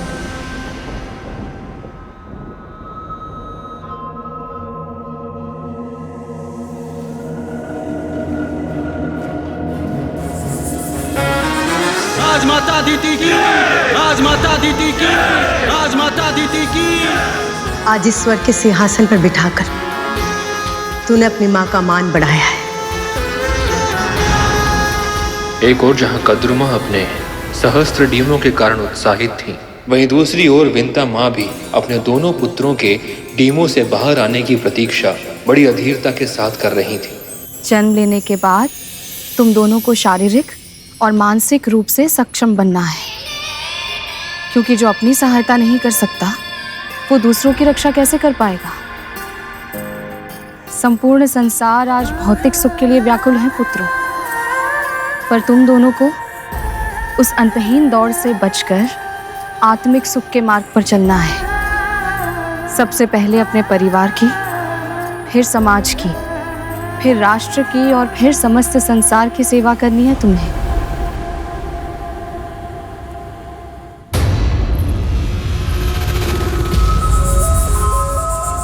सेवा नहीं, शासन करना है तुम सबको। स्मरण रखना, खड्गेन आक्रम्य भुंजीता, वीर भोग्या वसुंधरा। शस्त्र के बल पर ही पुरुषार्थ करने वाले विजयी होकर इस पृथ्वी का भोग करते हैं। इसलिए तुम सबको इतना शक्तिशाली बनना होगा कि सबको पराजित करके स्त्रीलोक पर अपना राज स्थापित कर सको। कल्पना करो, चर अचर गंधर्व मानव देव दानव जब सब तुम्हारे अधीन होंगे तो तुम्हारी मां का सम्मान कितना अधिक बढ़ जाएगा। विनता ही नहीं, दीति और अदिति के पुत्रों को भी मेरे सामने सर झुकाना होगा। सदैव सदैव के लिए जीत जाऊंगी मैं। चारों दिशाओं में मेरे ही नाम की जय जयकार होगी।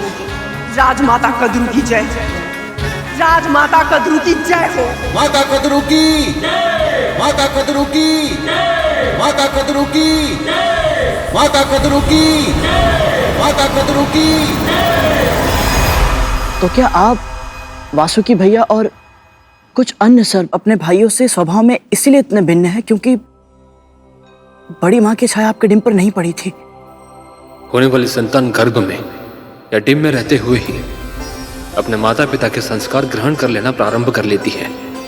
माता पिता के मनोभाव, प्रवृत्ति और कर्म उनके आने वाली संतान पर प्रभाव अवश्य डालते हैं। इसीलिए कहते हैं कि जब संतान का जन्म होने वाला हो तो माता पिता को सुकर्म करने चाहिए, महापुरुषों के दर्शन करने चाहिए, तामसी प्रवृत्ति से दूर रहते हुए सात्विक जीवन जीना चाहिए। तुम्हारा अनुमान सही है गरुड़। मुझ पर, वासुकी पर और कुछ अन्य सर्प भाइयों पर मां कद्रू की छाया या कहें तो उनका प्रभाव नहीं पड़ा। इसीलिए हमें जो संस्कार मिले हैं वो हमें हमारे पिता महर्षि कश्यप से मिले हैं। पर भैया, मेरी माँ तो सात्विक जीवन ही जीती है और अरुण भैया को भी उन्होंने वही संस्कार दिए होंगे जो मुझे दिए हैं। उन्हें भी समाज कल्याण और परोपकार का वही मार्ग दिखाया होगा जिस पर मुझे चलना सिखाया है। फिर माँ के साथ इतना बड़ा अन्याय क्यों भैया? क्यों उन्हें अपने बड़े पुत्र से अलग होना पड़ा? क्यों बनना पड़ा किसी और की दासी? जिस प्रकार तुम अपने प्रश्न के उत्तर पाने के लिए लालायित हो, उसी प्रकार हम दोनों की माएं भी अपने अपने पुत्रों को जन्म लेते हुए देखने के लिए आतुर हो चुकी थीं। कद्रू मां की आतुरता अधिक थी। सबसे पहले वो व्याकुलता में बदली, फिर अधीरता में और फिर देखते ही देखते उन्माद में बदल गई। विंता मां में संयम था, परंतु पुत्र प्रेम के कारण वो भी अपने आप को उन्माद के संक्रमण से अधिक समय तक बचा नहीं पाई। खड्गेन आक्रम्य भुंजीता, वीर भोग्य वसुंधरा। खड्गेन आक्रम्य भुंजीता, वीर भोग्य वसुंधरा। खड्गेन आक्रम्य भुंजीता, वीर भोग्य वसुंधरा। खड्गेन आक्रम्य भुंजीता, वीर भोग्य वसुंधरा। खड्गेन आक्रम्य भुंजीता, वीर भोग्य वसुंधरा। खड्गेन आक्रम्य भुंजीता, वीर भोग्या वसुंधरा।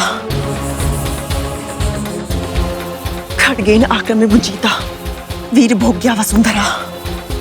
खड्गेन आक्रम्य भुंजीता, वीर भोग्य वसुंधरा। दीदी, अब शीघ्र ही मेरे पुत्रों का जन्म होगा। जब वो पहली बार अपनी डिम से बाहर निकलेंगे तो मैं नहीं चाहती उस क्षण की साक्षी बनने से मैं चूक जाऊं। मुझे भी ऐसा ही लगता है दीदी। शीघ्र ही मेरे पुत्रों का भी जन्म होगा और संभव है आपके सहस्त्र पुत्रों से पहले मेरे पुत्रों का जन्म हो जाए। इसे जो धारण करेगा उसे ऐसी प्रतापी संतान प्राप्त होगी जिसके नाम और यश की कीर्ति समस्त ब्रह्मांड में फैलेगी। ऐसा नहीं होगा। दिव्य माला मिलने का अर्थ ये नहीं कि तुम्हें मुझसे पहले और अधिक मिल जाएगा। सबसे पहले मेरे ही पुत्रों का जन्म होगा। तो लगे शायद जिसके डिम बाद में फूटेंगे उसे पूरे महल को दीपक से सजाना होगा। स्वीकार है।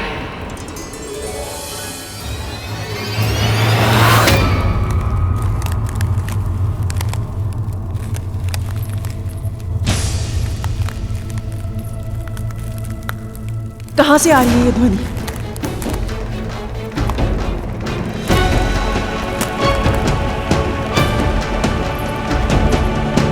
मन की आंखें वो भी देख सकती हैं जिसे देखने में तन की आंखें असमर्थ होती हैं। अब शीघ्र ही पता चल जाएगा कि इस ध्वनि का स्रोत कहाँ है।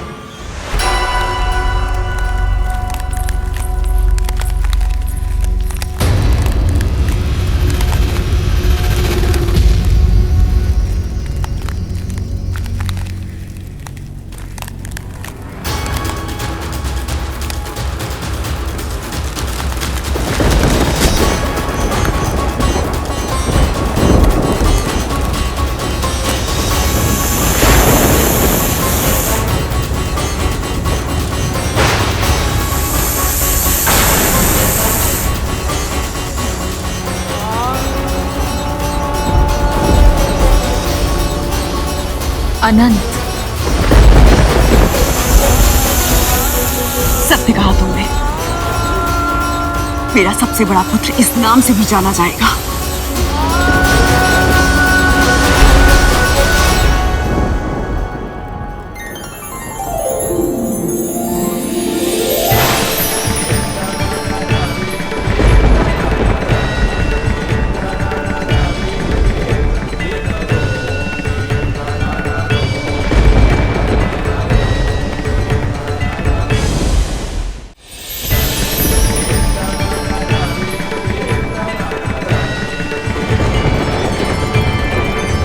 तुम्हारी छोटी माँ विंता ने तुम्हें अनंत नाम दिया है, किंतु मैं तुम्हारी माँ तुम्हें शेष कहकर बुलाऊंगी। शेषनाग। तुम इतने शक्तिशाली बनोगे कि आवश्यकता पड़ने पर पूरी पृथ्वी का बोझ अपने कंधों पर उठा पाओगे।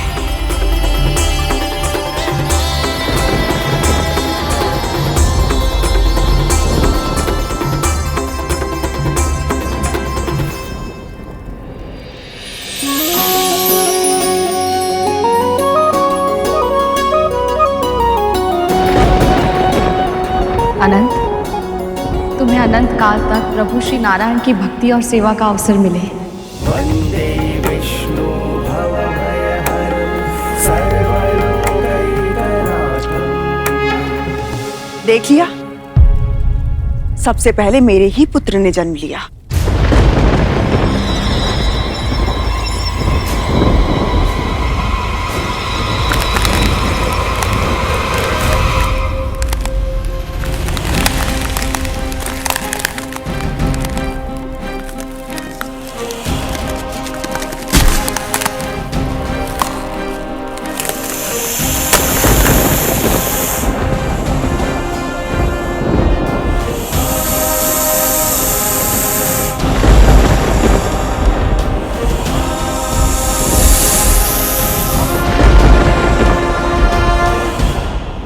तुम वासुकी कहलाओगे पुत्र।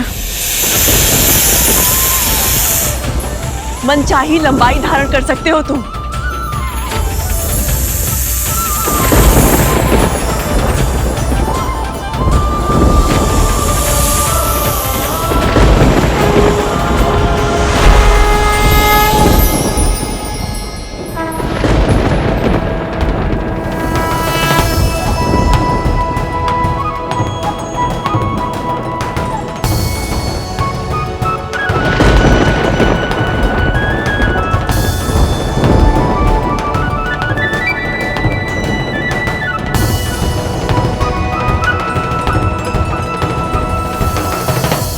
प्रणाम माँ।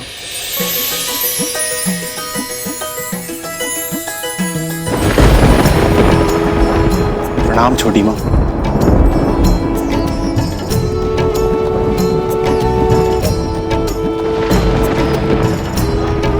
जैसे अनंत को नारायण की सेवा का सौभाग्य मिलेगा, वैसे ही तुम्हें मिलेगी महाकाल शिव की भक्ति।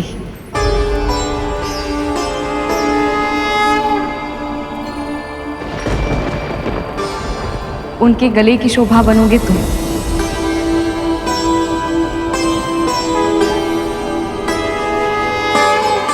इतना मूल्यवान आशीर्वाद देकर आपने मेरा जीवन सफल कर दिया छोटी माँ।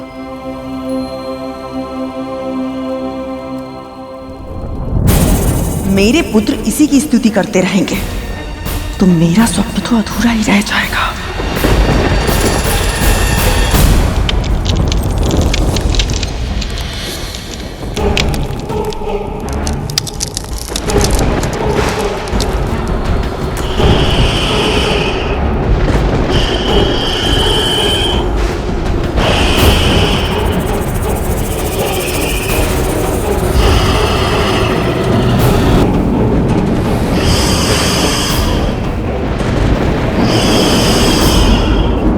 संसार में तुम्हारा स्वागत है पुत्र तक्षक।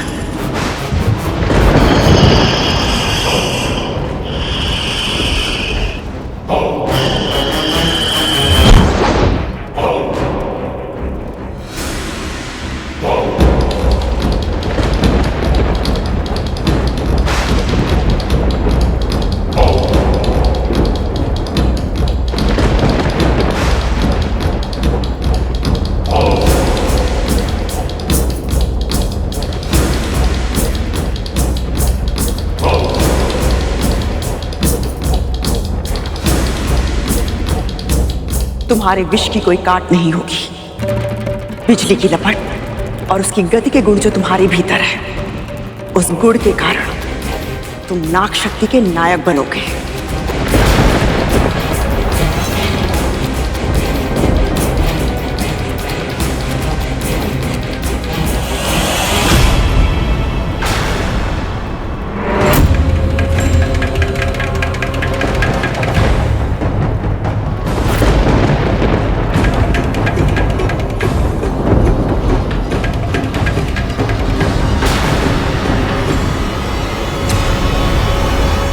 तुम्हारी छोटी माँ है, प्रणाम करो।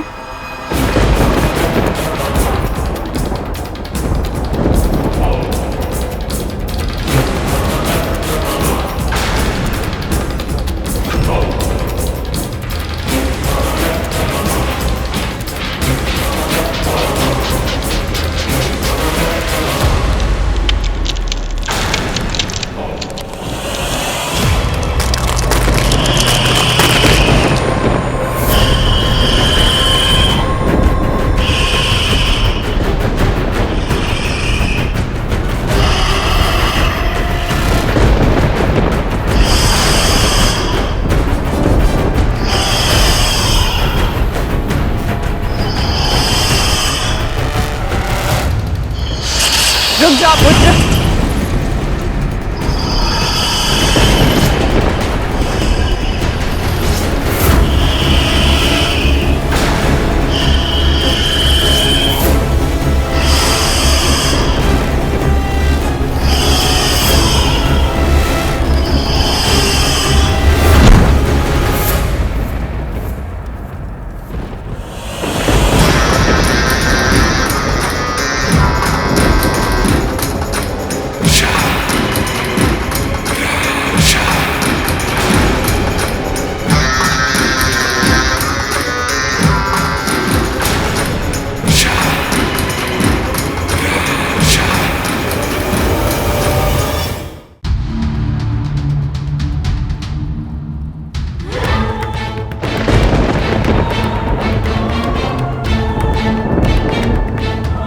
वाह पुत्र वाह, तेरी शक्ति अद्भुत है।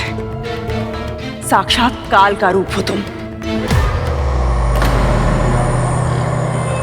आज से ये संसार तुम्हें कालिया के नाम से जानेगा। बड़े से बड़े जलाशय को एक ही फुंकार में विषैला करने की क्षमता होगी तुम्हारे विश्व में। ये कैसे आशीर्वाद दे रही हैं कद्रू दीदी अपने पुत्रों को? इनसे संसार का उद्धार कैसे होगा?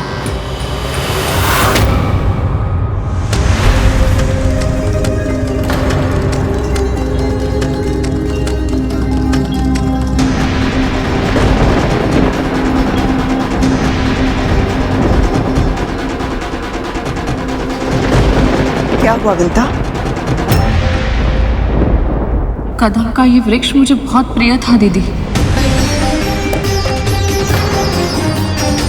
इसके पुष्पों से मैं श्री विष्णु की पूजा करती थी।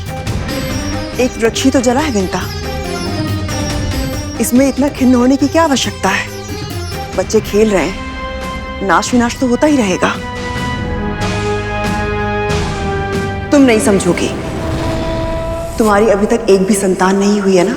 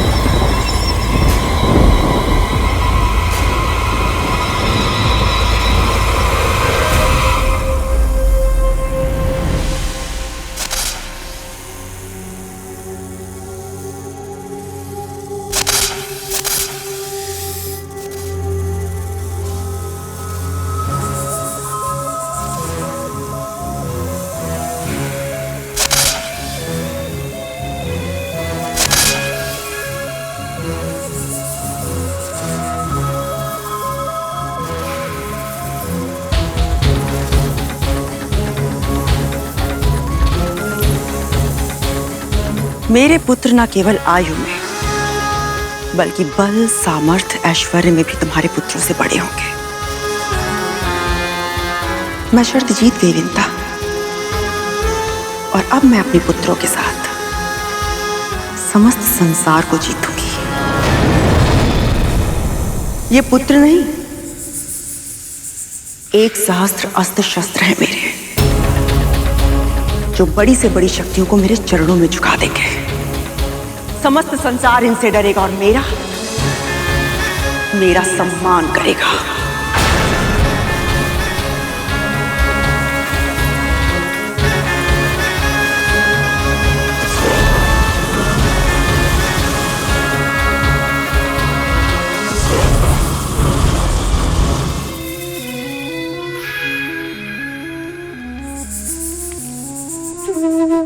दोहराओ। खड़गेन आक्रम में भुंजीता, खड़गेन आक्रम में भुंजीता, वीर भोग्या वसुंधरा, वीर भोग्या वसुंधरा, खड़गेन आक्रम में भुंजीता, खड़गेन आक्रम में भुंजीता, खड़गेन आक्रम में भुंजीता, खड़गेन आक्रम में भुंजीता, वीर भोग्या वसुंधरा, वीर भोग्या वसुंधरा, खड़गेन आक्रम में भुंजीता, खड़गेन आक्रम में भुंजीता, वीर भोग्या वसुंधरा, वीर भोग्य वसुंधरा। कद्रू दीदी के 1 सहस्त्र पुत्रों ने जन्म ले लिया, पर मेरे एक भी पुत्र का जन्म अभी तक नहीं हुआ। कब फूटेंगे मेरे दिन, कब होंगे मेरे पुत्र? उस समय विंता माँ की आंखों में मैंने जो देखा, उसके बारे में कभी किसी ने कल्पना भी नहीं की होगी। ऐसा क्या देखा आपने भैया? मत्सर अर्थात ईर्ष्या। माँ और ईर्ष्या असंभव, पर शेषनाग भैया असत्य क्यों बोलेंगे?